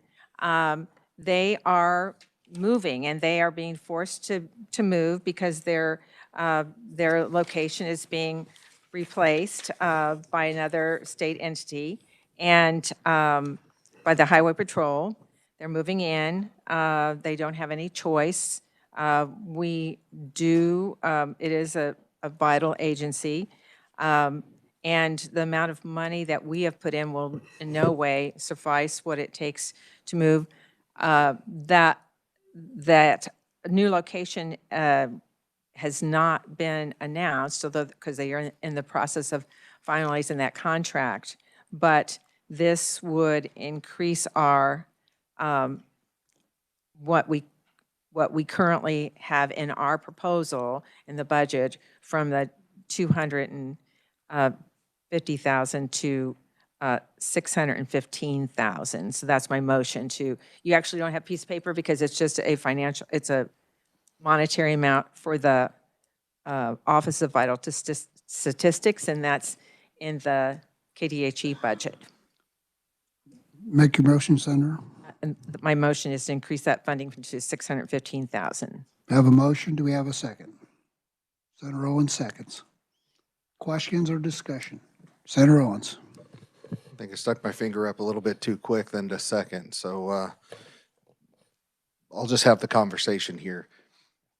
Part of the reason we didn't give them the full amount is because they did not have a contract with the actual amount that we knew they were going to need. And it sounds like we still don't have a contract with the actual amount that we know that they're going to need. And so if I was your second, I withdraw my second, but I know my friend to the left was willing to second it because I'm not supportive of this, Mr. Chairman. Any other questions or comments? All in favor, aye. Aye. Opposed? Motion fails. Senator Petty. Well, that will be something we will be facing because they are moving, and maybe it will be something we can address in conference committee. Mr. Chairman, my last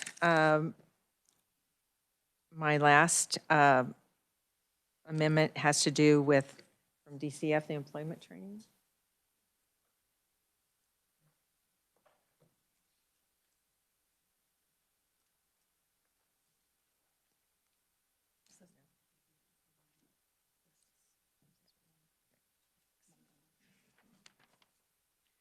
Again, this is money only, and I really appreciate the conversations that we've had today because we've been talking about how important it is to realize the needs that we have across the state. And I thought that really plays right into the fact that we have, our Department of Children and Family has been impacted by what has happened with the One Big Beautiful Bill. And we yesterday talked about with SNAP about our increased administrative costs that we have not decided yet that we want to face. But we also have increased costs when it comes to employment training, because as part of the One Big Beautiful Bill, it increased previously, the work requirement applied mainly to able-bodied adults without dependents up to age 54. But now that's been raised that age to 64. And so that means that though that portion of people would have to have opportunities for training. And in order to do that, that has to be provided to them. And so we have to have, one, the staff to do it, and then that incurs a cost. And that cost is $3.2 million from the State General Fund for DCF to address the increased cost for the SNAP Employment and Training Program. And this would be in 2027. And that is my motion for $3.2 million to address the increased cost from those have to be provided training from age 54 to age 64. So I move my motion. We have a motion. Do we have a second? Senator Holscher seconds. Any questions or discussion?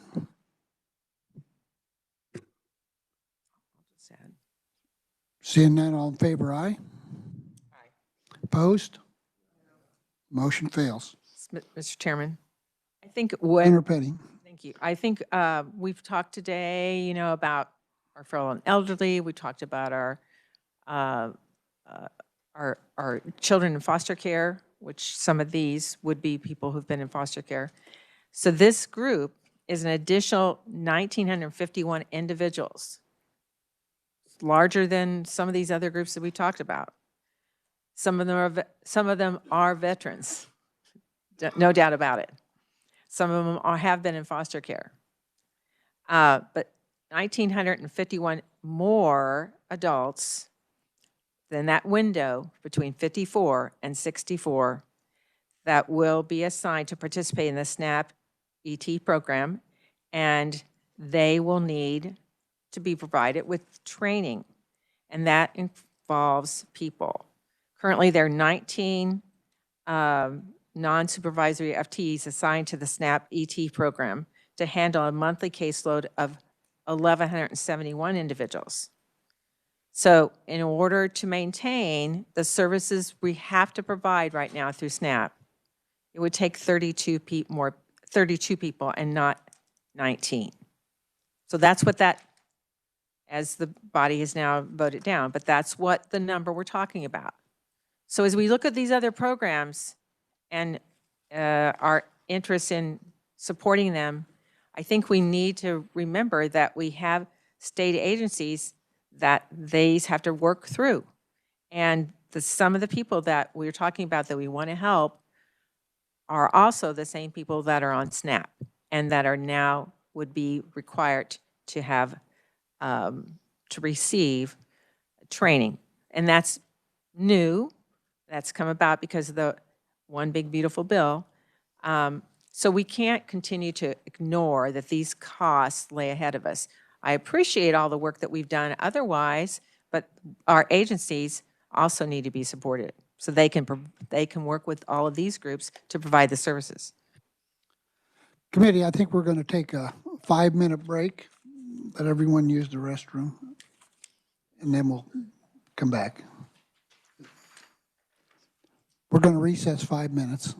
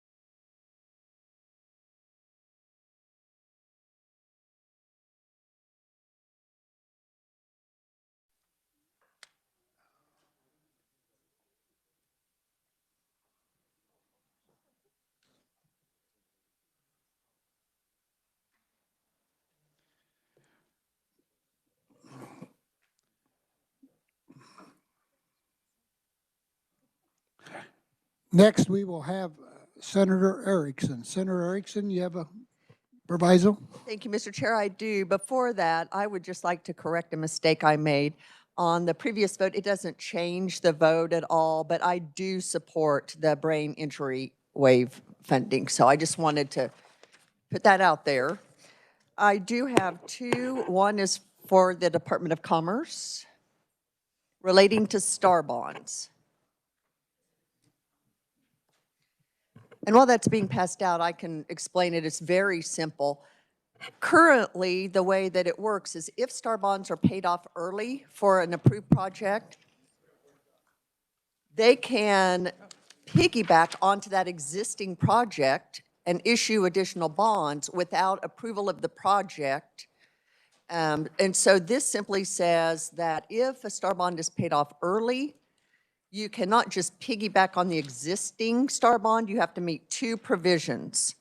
One, a new tax increment base for the proposed project area. It must be established to our current star bond rules.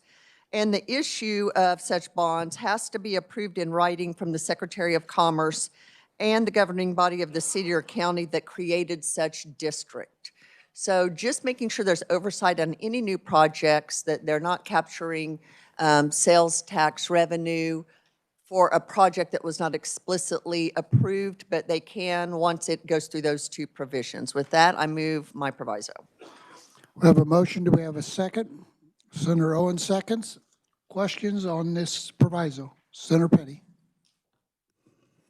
My only question would be, does this have any impact on current projects that are still, like, I'll just use the stadium that's still in development?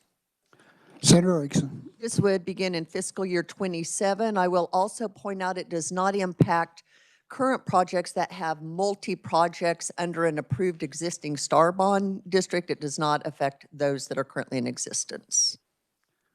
Other questions? Senator Petty. So it would just come into play after June 30th of 2027 for any proposed projects that are approved after that time? Senator Erickson. Correct. Thank you. Senator Clem. Thank you, Mr. Chair. So I have a project. It gets approved for star bonds. It gets, 10 years later, gets paid off. There's another project in the same area. I'm not quite understanding how the next project wouldn't be associated with that. Can you give me an example, or I'm just a little unclear on how that works? Senator Erickson. Yeah, so what it would basically do is if you pay it off early, you have to redraw the star bond district for the new project and get approval. It basically eliminates the ability for someone in an existing star bond district, if a bond is paid off early, to piggyback on that and do a project or capture the sales tax revenue within an existing district without going through appropriate approval. It doesn't say you can't, you just have to go through approval process. Other questions? Senator Petty. I probably shouldn't even answer this question because I'm not on Commerce, and I have been involved with some star bond projects, but not directly in this language. But when it says the issuance of such new bonds is expressly approved in writing by both the Secretary of Commerce and the governing body of the city and county that create such districts. So could you go into how does this change current law? Senator Erickson. Thank you, Mr. Chair. The way it changes current law is preventing, like I said, the piggybacking of projects within an existing star bond district and capturing that sales tax and revenue for a project that has not been expressly approved. Senator Petty. I'm sorry, I probably wasn't clear, but do both the Secretary of Commerce and the governing body of the city or county that created the district, do they both have to approve the issuance of the bonds? Senator Erickson. Yes, I believe that is current practice. Thank you. Any other questions? Seeing none, all in favor, aye. Opposed? Motion carries. Senator Erickson. Thank you, Mr. Chair. I do have one more.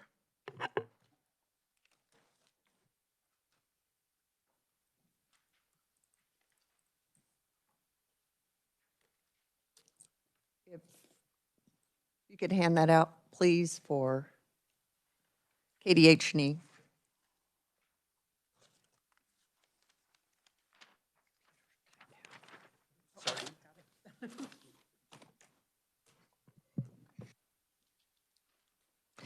Mr. Chair, this proviso says that no expenditure shall be made through KDH&E for monies appropriated from State General Fund or any other funds to provide or perform, assist in the provision or performance of, promote, counsel towards, refer for, provide facilities or training for abortions. So this just prevents taxpayer funding of abortion. You'll notice the last line defines abortion as an abortion not qualified for federal matching funds under the Medicaid program. That is the Hyde Amendment and deals with rape, incest, and life of the mother. And that is my proviso, and I'll move my proviso. We have a motion. We have a second. Senator Owens. Questions or discussion? Senator Petty. Thank you, Mr. Chairman. Okay, when I'm reading, when it talks about agencies shall not enter into a contract with or make a grant to any person, entity that,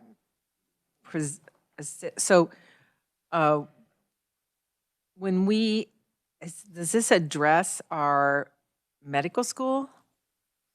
Although they don't, I mean, they don't provide them, but does it address any kind of training for how to deal with them? Senator Erickson.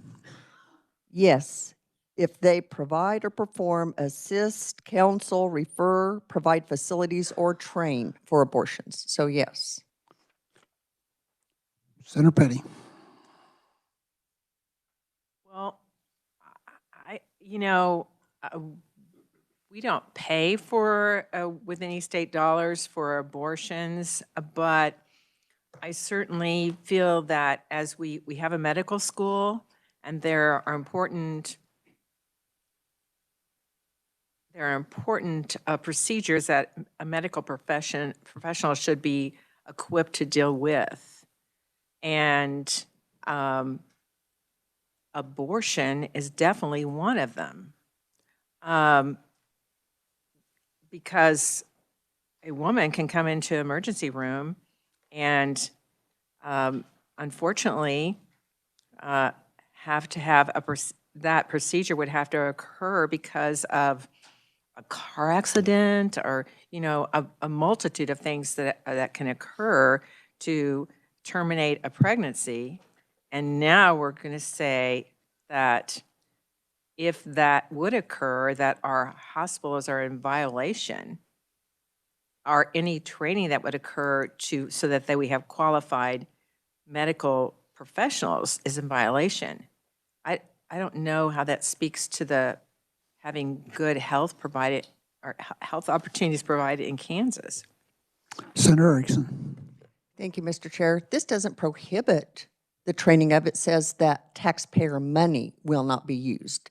So if they can use alternative methods of funding, just not taxpayer money for that purpose. So it's not prohibiting it, just saying we're not going to pay for it with taxpayer money. Other questions or discussion? Seeing none, all in favor, aye. Opposed? Motion carries. Senator Erickson, did you have any additional? No, thank you, Mr. Chair. Thank you. Next, we'll have Senator Owens. Oh, goody. It's my turn. I was just kidding. Okay, so I do have a total of 5, 2 of which include money, 1 of which includes changing a program, and 2 that don't. So let's start. I want to start off by a comment clarifying something that was said earlier when we were debating the vote on the Community Care Network of Kansas. I wanted to clarify that the CEO that was spoken of does not work for one of the facilities that they represent. He is the CEO at one of the CCBHCs in East Kansas, not the Community Health Center of Southeast Kansas. So I just wanted to clarify that. I'm not asking that be brought up for a motion. What I am asking, however, is that because the House does have a position on this topic, Mr. Chairman, that you would consider that when negotiating in conference at that time. So just wanted to make sure everybody was aware of that. If we could, we're going to start out with the most expensive proviso and work our way down. This one is very simple. It's language. There's nothing to be handed out. Earlier, I ran a proviso to ensure that the Highway Patrol was included, their pay progression plan and the 2.5% increase. I failed to add the KBI.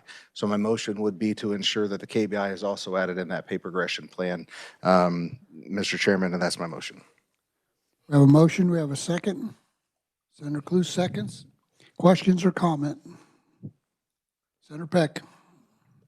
Thank you, Mr. Chairman. I'm going to be supporting our KBI, but I would like to know the dollar amount, please. Senator Owens. Thank you, Mr. Chairman. If I could have staff assist me with that, I would love to have an estimate. I believe there are less KBI agents than there are Highway Patrol agents, but I want to double check, and we'll get you a reasonable estimate there.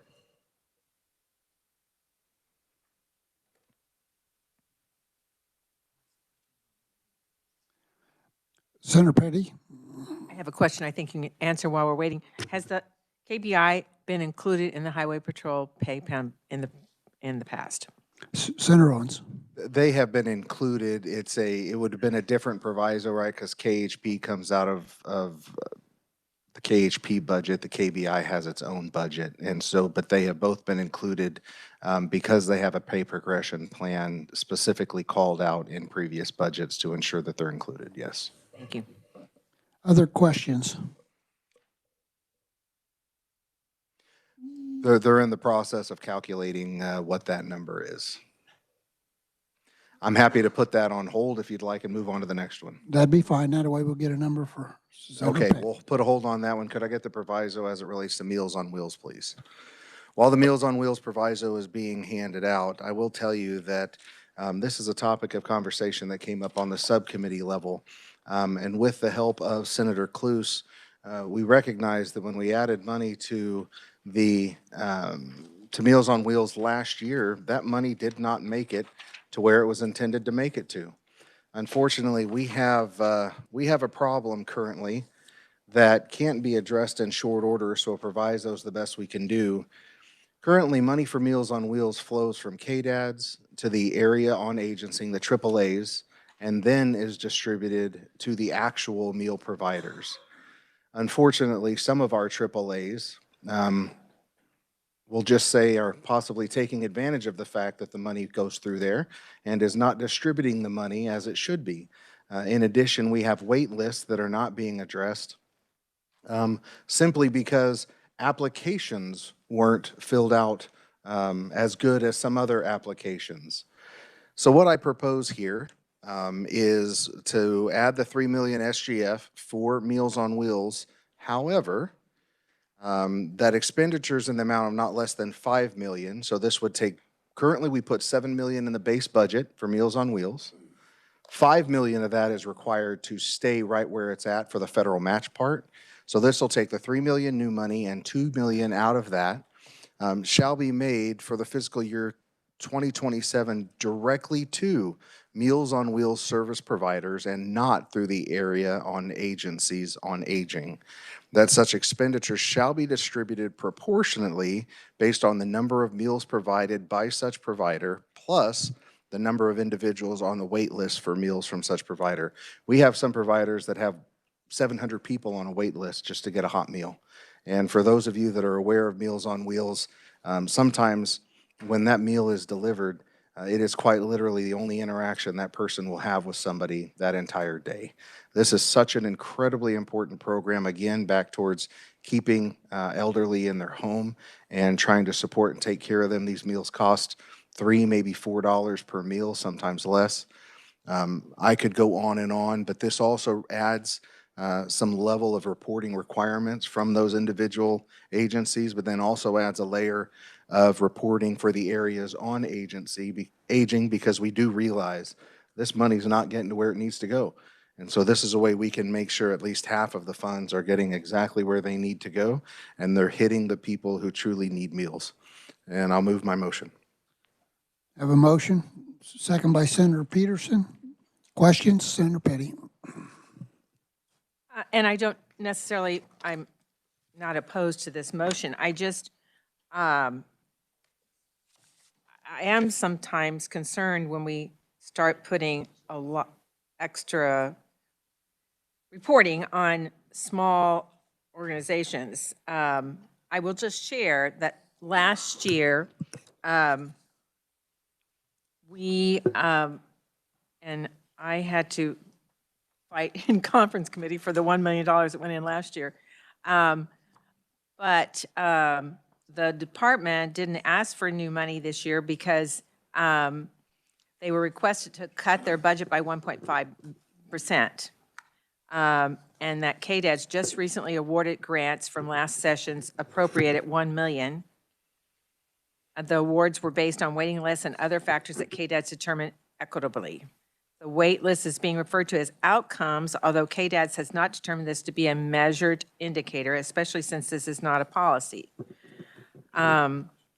So I think, you know, I'm applaudus for recognizing that Meals on Wheels provides so much to our communities and to the seniors, and that, as the Senator Owens mentioned, that this might be the only interaction that a family would have. My godparents are now gone. That was their contact for the day, was their Meals on Wheels person that brought food to them.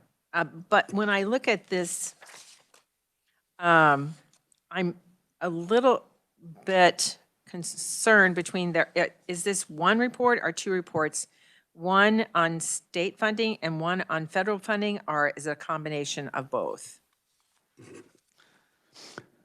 Senator Owens. Thank you, Mr. Chairman. So there are two reporting requirements in here. The first report is from the actual provider, again, because some of this money is going all the way bypassing the AAAs down to the actual, I'll just use Heston Senior Center as an example. And the reporting requirement is quarterly, but it's very simple. Shall provide a quarterly report to the above agency that includes the number of meals delivered, the cost per meal, the individuals who provided such meals, and any waitlist information. So pretty easy count that they should be able to keep track of. Now, the next one is that the area on agency that receives and disperses state and federal funds for Meals on Wheels. And again, this gets directly back to the root cause of the problem that we're dealing with, not only in my area, but in other areas, as I've talked to members, that that the area on agency receives and disperses state and federal funds for Meals on Wheels shall provide a quarterly report with the same information, just so that we're ensuring that the money is getting to where it needs to go. Senator Petty. So in the disbursements models, shall be distributed proportionally based on the number of meals provided by such provider plus the number of individuals on the wait list for meals from such provider. So you're saying that if there's but aren't our providers working through their area agencies? Senator Owens. They are. However, we heard in subcommittee, I'm not sure if you'll recall the conversation when we discussed this, but there was an extra $1 million last year that was provided, and that distribution didn't even hit the area agencies that had the largest need and the largest wait list because, in the words of the agency, their application wasn't as good as the other applications.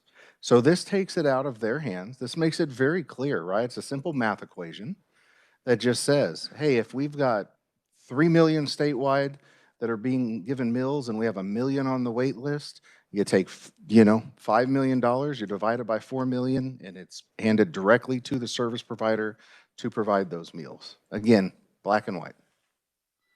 Senator Petty. I'm sorry, I really don't see the black and white part here. So now the area agencies will be a provider, and somebody else will be a provider, and they will apply for this money instead of, because we heard in, I will agree, we did hear in subcommittee from, without really any overall testimony. I mean, it wasn't like we put out for testimony. We heard from one area out of, I believe there's 11, that they felt that they did not receive the funding that they should have received for the number of meals that they're providing. I mean, I'll refer to my area agency, that's Wyandotte Leavenworth. They do 12,000 meals per month to over 800 constituents. I mean, so, but they are saying that the award last year,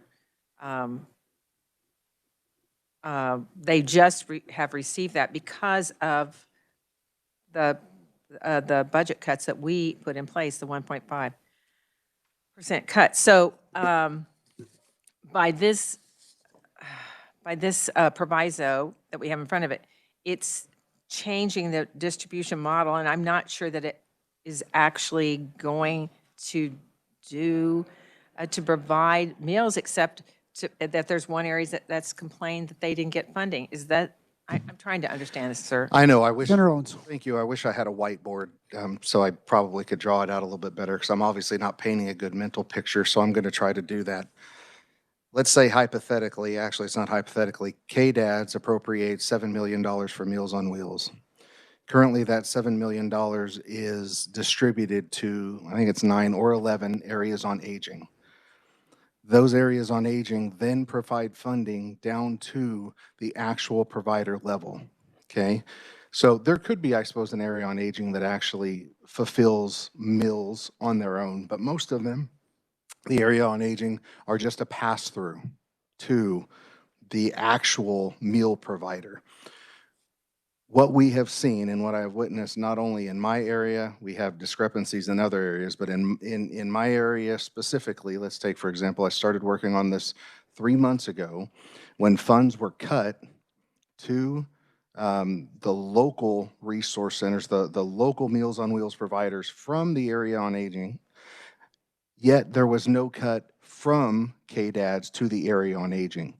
The area on aging is prioritizing building up their own reserves and making sure that they have the people that they need to do their work and not getting the money directly into the mouths of people. This, for half of the money, bypasses that, and it says whoever is providing the meal is the one receiving the money. If that's an area on aging that's actually providing the meal, they would get a portion of the money. If it is just a pass-through down to the service provider, then they're the ones getting the money. Whoever is providing the meal gets the money. Hopefully I made that clear. Senator Petty. You did. However, I don't know that that really addresses the problem. I mean, part of the problem last year was that we put in a 1.5% cut. So that affected the money. So I'm gonna ask this question. Is this proviso, it's speaking specifically to the 3 million that we're adding for nutrition? Senator Owens. This proviso is speaking to the 3 million added plus 2 million of the 7 million that is in the budget already, not required for match, to ensure that that dollar actually get to the organizations providing the meals. It then also adds a reporting requirement for those organizations, plus an additional reporting requirement for the area on aging. And I agree that, you know, we're not actually addressing the area on aging the way that we should, because time is short. However, with the information in this reporting requirement, I assure you by next year, we're going to have a different approach on how we fund Meals on Wheels. Thank you. Any other questions? Senator Peck? Mr. Chairman, I realize time is short, but I heard several things here that are distressing.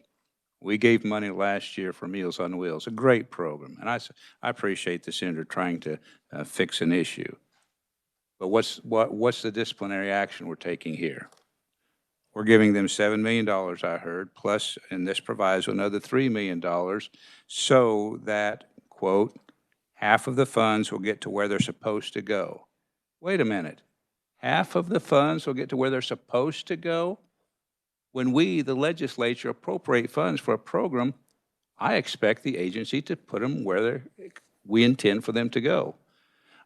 I'm struggling with this because Meals on Wheels is a great thing for our seniors. And a lot of the area agencies on aging do a great job, but apparently not all. So we're going to say, okay, you didn't do it right, so here's some more money to piddle away, to put in places that maybe aren't our intent. Mr. Chairman, this kind of conduct is why Kansas citizens do not trust government, which therefore then means they do not trust us. Again, I don't know if I'm going to support this $3 million ad. I don't generally support ads, but this is one, Meals on Wheels is really good, but it just angers me.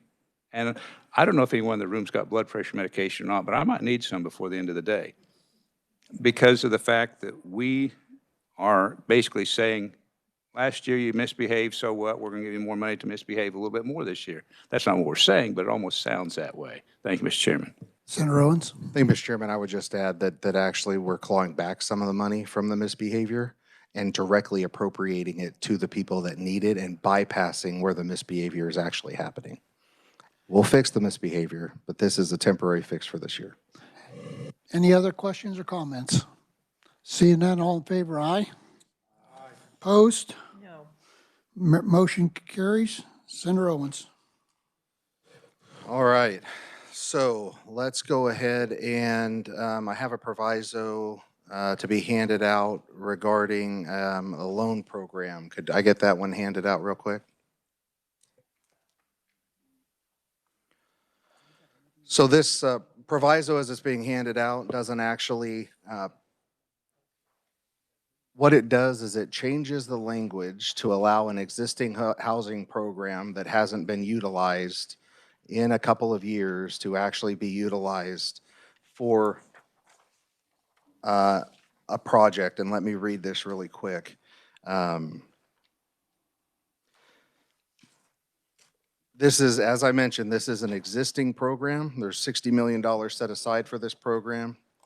It is a housing program that, very similar to what we heard earlier, offers discount loans to encourage different types of housing incentives around the state. What this would do was allow not more than 20 million of that 60 million to actually be able to be utilized for impaired multifamily dwellings. In essence, there is one project in specific that this would apply to, as I understand, that is a multifamily dwelling in South Central Kansas that was started, that the developer went bankrupt, and they want to be able to utilize this. They've tried offloading it. They've tried finding somebody else to pick it up. They've not been able to do so in today's current market rate setting. This will provide, in essence, because again, this program already exists, them access to a $20 million loan for 10 years from that existing program for an impaired multifamily dwelling. And I'll stand for questions. That's your motion, Senator? Yeah, I'll make my motion. I have a motion. Do we have a second? Senator Fag seconds. Questions? Senator Peck? Thank you, Mr. Chairman. So this is similar to what we heard earlier on the paint shop. Is this PMIB money that's going to be given out at a discounted interest rate? Senator Owens? It is, however, an existing program that has been in existence for many years where that fund has not been utilized. And so while it was created for different housing projects, this just expands it to allow it to be used for impaired multifamily. But the principle behind the loan program, where the state is lending the bank at a discounted rate, the bank is then able to make a loan at a discounted rate to get the project done, is correct. Senator Peck? Thank you, Mr. Chairman. So the developer, we were told, that went bankrupt is not still involved in any way? Are they clear gone from the state? We're going to make certain that this next developer doesn't go bankrupt because the state's giving them money through a bank? Senator Owens. I'm very confident that's the case. As I have been told, that developer is long gone, and this project has been sitting for a number of years, and is ultimately becoming a liability on the books for the city, who's going to have to spend a lot of money to tear it down if somebody doesn't pick up the project. Senator Peck. Mr. Chairman, final question / comment. I don't know why government's getting involved here. If it's a local issue, and we were told South Central Kansas, let South Central Kansas, Sedgwick County, Wichita, whomever, provide the $20 million loan that is going to go to someone for some project that was started, and then that somebody went bankrupt. I would think there should be local financial institutions willing to step up and make certain their community does not have this, what sounds like a current blight, if it's going to be torn down. Mr. Chairman, I just cannot support this proviso. Thank you. Senator Fagg. Thank you, Mr. Chairman. The one thing I have troubles with that too, Senator Peck, and I did on the other one. The issue of consistency. We have a program, they applied, we've decided this. We're not taking, there's a new bank involved, so that we're not taking the risk of it going bankrupt. They're just getting a cut on the interest rate deals, what's happening. I envision that we sit down with this program and the other program and have a real down-to-earth conversation and say, here it is, and stop this. So that's kind of where I'm coming from with this. Other questions? Senator Holscher. Thank you, Mr. Chair. My concern is this. I'm guessing there are dozens of projects like this across the state that we could start investing in. And the precedent that this sets is really what concerns me, kind of to some of the points that were made previously. Senator Erickson. Thank you, Mr. Chair. So you mentioned a fund that's not being utilized. Do we know the balance that's in that fund? Senator Owens. It's authorized at 60 million. And again, it's not a set aside 60 million. It is a fund that has previously been authorized over the years to access up to 60 million. So this is allowing 20 million of that 60 million to actually be utilized for an impaired house, multifamily dwelling. Senator Erickson. And I take it that this 60 million is currently drawing interest as in the previous case. That So is there would correct. be a cost to the state. And do we know what is the interest rate similar under the similar rules? Okay, and will this have to go out for RFP or is there a contractor already in mind? It's my understanding that there's a contractor in mind, because if we pass this, in essence, we're allowing this 20 million to be used for this purpose. And so there would have to be an application process, just like there would be for the remaining 40 million. If somebody had a housing development and wanted to access that money for that purpose, they would make application. Senator Erickson. Again, Mr. Chair, my same concerns previously stand. Just because we have a program that we've done this before doesn't mean it's right to continue. I think that part of my frustration, frankly, with the budget is that these things don't go through a committee where we can do what I agree with Senator Fagg. It should go through and be vetted, but to be put on the last day of a budget hearing, to me, just doesn't pass the vet test, and I think this deserves more attention. Thank you, Mr. Chair. Other questions? See no questions. All in favor, aye. All opposed? No. Motion fails. Senator Owens. All right, these next two do not cost any money, so there's that. That's a good thing. First of all, I have a proviso. So on rental cars. Now, this was interesting to me. I found out the other day. Did you know that if a rental car company buys a vehicle in Kansas and registers it in Kansas, that they do not pay sales tax? I thought that was very interesting to me as well, because from all rights, that is their business, right? If I'm buying a vehicle for my business to use in my business, I have to pay sales tax. The only time we don't pay sales tax on a purchase is if we're going to resell that unit. Well, I've learned that rental car companies actually do not pay any sales tax.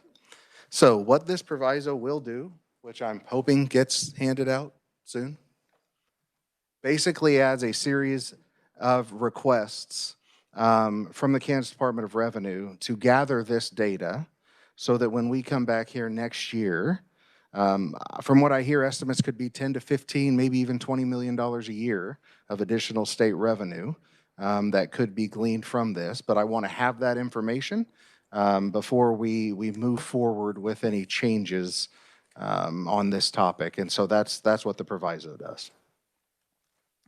Questions? Senator Clem. Thank you, Mr. Chair. So to Senator Owens, you have an asset that's being utilized to generate revenue. We all the time allow groups, whether it's data centers or other groups, to not have to pay sales tax on those assets to generate revenue. I was just curious, how is this different in your perspective? I'm not opposed to it, I'm just curious. Senator Owens. No, I'd love to give me an example. So if I'm looking at business, if I'm, for example, I'm buying a new truck for my motorcycle dealership, I have to pay sales tax on that. So give me an example of something else in business where you don't have to. Senator Piece of Clem. machinery, thank you, Mr. Chair. Like a piece of machinery or something like an asset. I mean, is we viewing it differently than an asset that's required to generate revenue? I see it a little different than a vehicle that's used for sales purposes. I was just curious how other groups would view that. Senator Owens. I think I think that there's a valid conversation to be had, which is why I'm not making any kind of a motion that we change anything at this time. This is just a proviso language to really understand, okay, this is an asset that is being purchased that, yes, is then being rented out, that in essence, they're not paying any sales tax on. And I view it as different than a piece of machinery. Maybe I'll be convinced that it's like a piece of machinery, but I think that just gives me some of the data. Other questions? Senator, I guess just one quick question. So when you rent those cars, do you pay sales tax on the rental? Good question. I'd have to look up my last time I rented a car and see. I don't have an answer to that question. Okay. Any other discussion? Seeing none, all in favor, aye. Aye. Opposed? Motion carries. Senator Owens. Okay, last one. Hopefully we have copies of this ready to go. If you guys will recall, we've had a number of conversations about 2025 SB 125, Section 149. Do you guys remember that? I didn't think that you would. However, you're about to, because this is the proviso that gets to the heart of the ghost employees, the FTEs at the end of the year, and how we're going to be clawing back money in the 2026 budget if they have not filled those FTEs. So this proviso actually does two things. First and foremost, it applies that proviso to 2027 as well, to make sure that we accomplish the same thing in 2027. The other thing that it does is it clarifies what part of actually means, because the way that the proviso is written in 2026, it says that if there was a vacant position for part of or the entire year. Well, nobody could define what part of was. When I asked staff what part of was, they thought it might mean 2 pay periods. I thought, well, having hired people, it takes longer than 2 pay periods to advertise, hire, get somebody started. I thought 60 days was appropriate. So we're defining part of as 60 calendar days and then adding that same language to 27 and putting the same proviso in for 27. And I move my motion. Okay, we have a motion. We have a second by Senator Fagg. Questions or discussion? Seeing none, all in favor, aye. Opposed? Motion carries. Senator Owens, that was your last one. Senator Holscher. Good, thing about being on the end is some of your things get checked off along the way. So I have one thing here. The biggest priority we have is investing in our children by funding our schools. We've done better over the past few years by getting to adequate on general education, but we have not done very well when it comes to special ed. In fact, each year, our school districts are transferring millions out of the general fund bucket into special ed to cover costs there. That hurts our kids, teachers, and programs. I believe the other day there was 5 million added in, which I appreciate that, but it really doesn't get us anywhere to where we need to be. We need to take that number to 25 million, which actually keeps the percent of excess costs the same in light of some of the things we've been seeing happening in education funding. So with that, I move that we increase that figure to 25 million for special ed. We have a motion. Do we have a second? Second by Senator Petty. Questions? Senator Cluse. Thank you, Mr. Chairman. How much have we already put in to K-12? Senator Hosher. To K-12 overall? This We year? probably have to defer that to our committee chair who is here.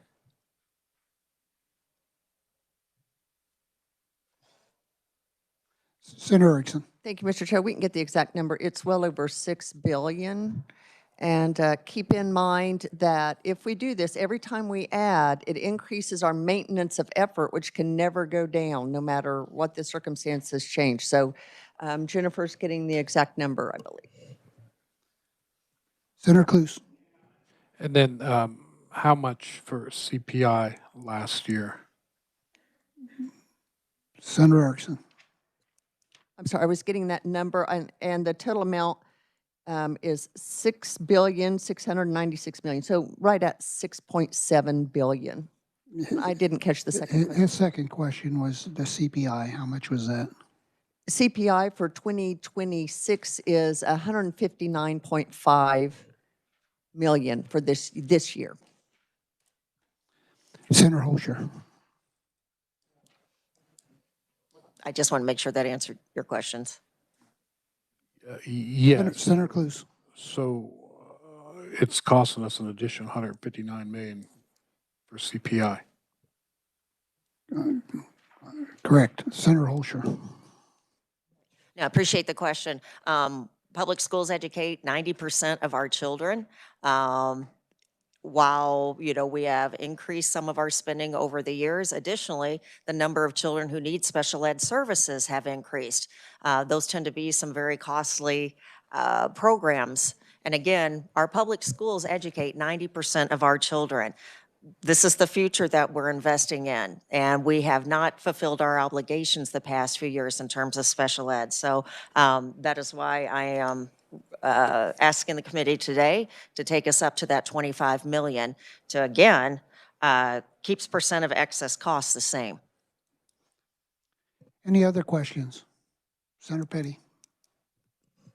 I would just remind the body that we do have in statute that we're supposed to be funding special ed at 90% of excess cost. And the request in the budget from the Department of Education was for 92.2 million. And that would have brought us to 80% of excess cost. So the amount that's being recommended in this amendment, where we have 5, did you say 20? And this proviso is asking for 25, will not even keep us at the level we are at this year, which I think is around 71% of excess cost. So those funds that aren't provided for through and with special ed funding, they have to come out of the general fund, and then that impacts the services that can be provided for all children. Senator Erickson. Thank you, Mr. Chair. Just to remind the committee, that same statute that says 92% also says subject to appropriations, and that's us. Any other questions for Senator Holscher? Seeing that, all in favor, aye. Opposed? No. Motion fails. Senator Holzer, did you have any others? Okay. Senator Owens? Mr. Chairman, if you'll recall, we had a motion and a second for the 2.5% on KBI, which I totally forgot about. Correct. To answer Senator Peck's question, that is roughly 351,000 SGF, 413,000 all funds, and I'd move that motion. That's your motion, okay. We have a second by Senator Cluse. Questions? Seeing none, all in favor, aye. Opposed? Motion carries. Committee, we will meet tomorrow at 10:30. I'd like for everyone to look at your notes tonight and see if there's anything that we can adjust tomorrow. We deficit spent $700 million last year, and we've just added a lot of great things in here today, and we just need to look through your budget, top to bottom, see if there's ideas or suggestions where we can save some money. With that, we are adjourned.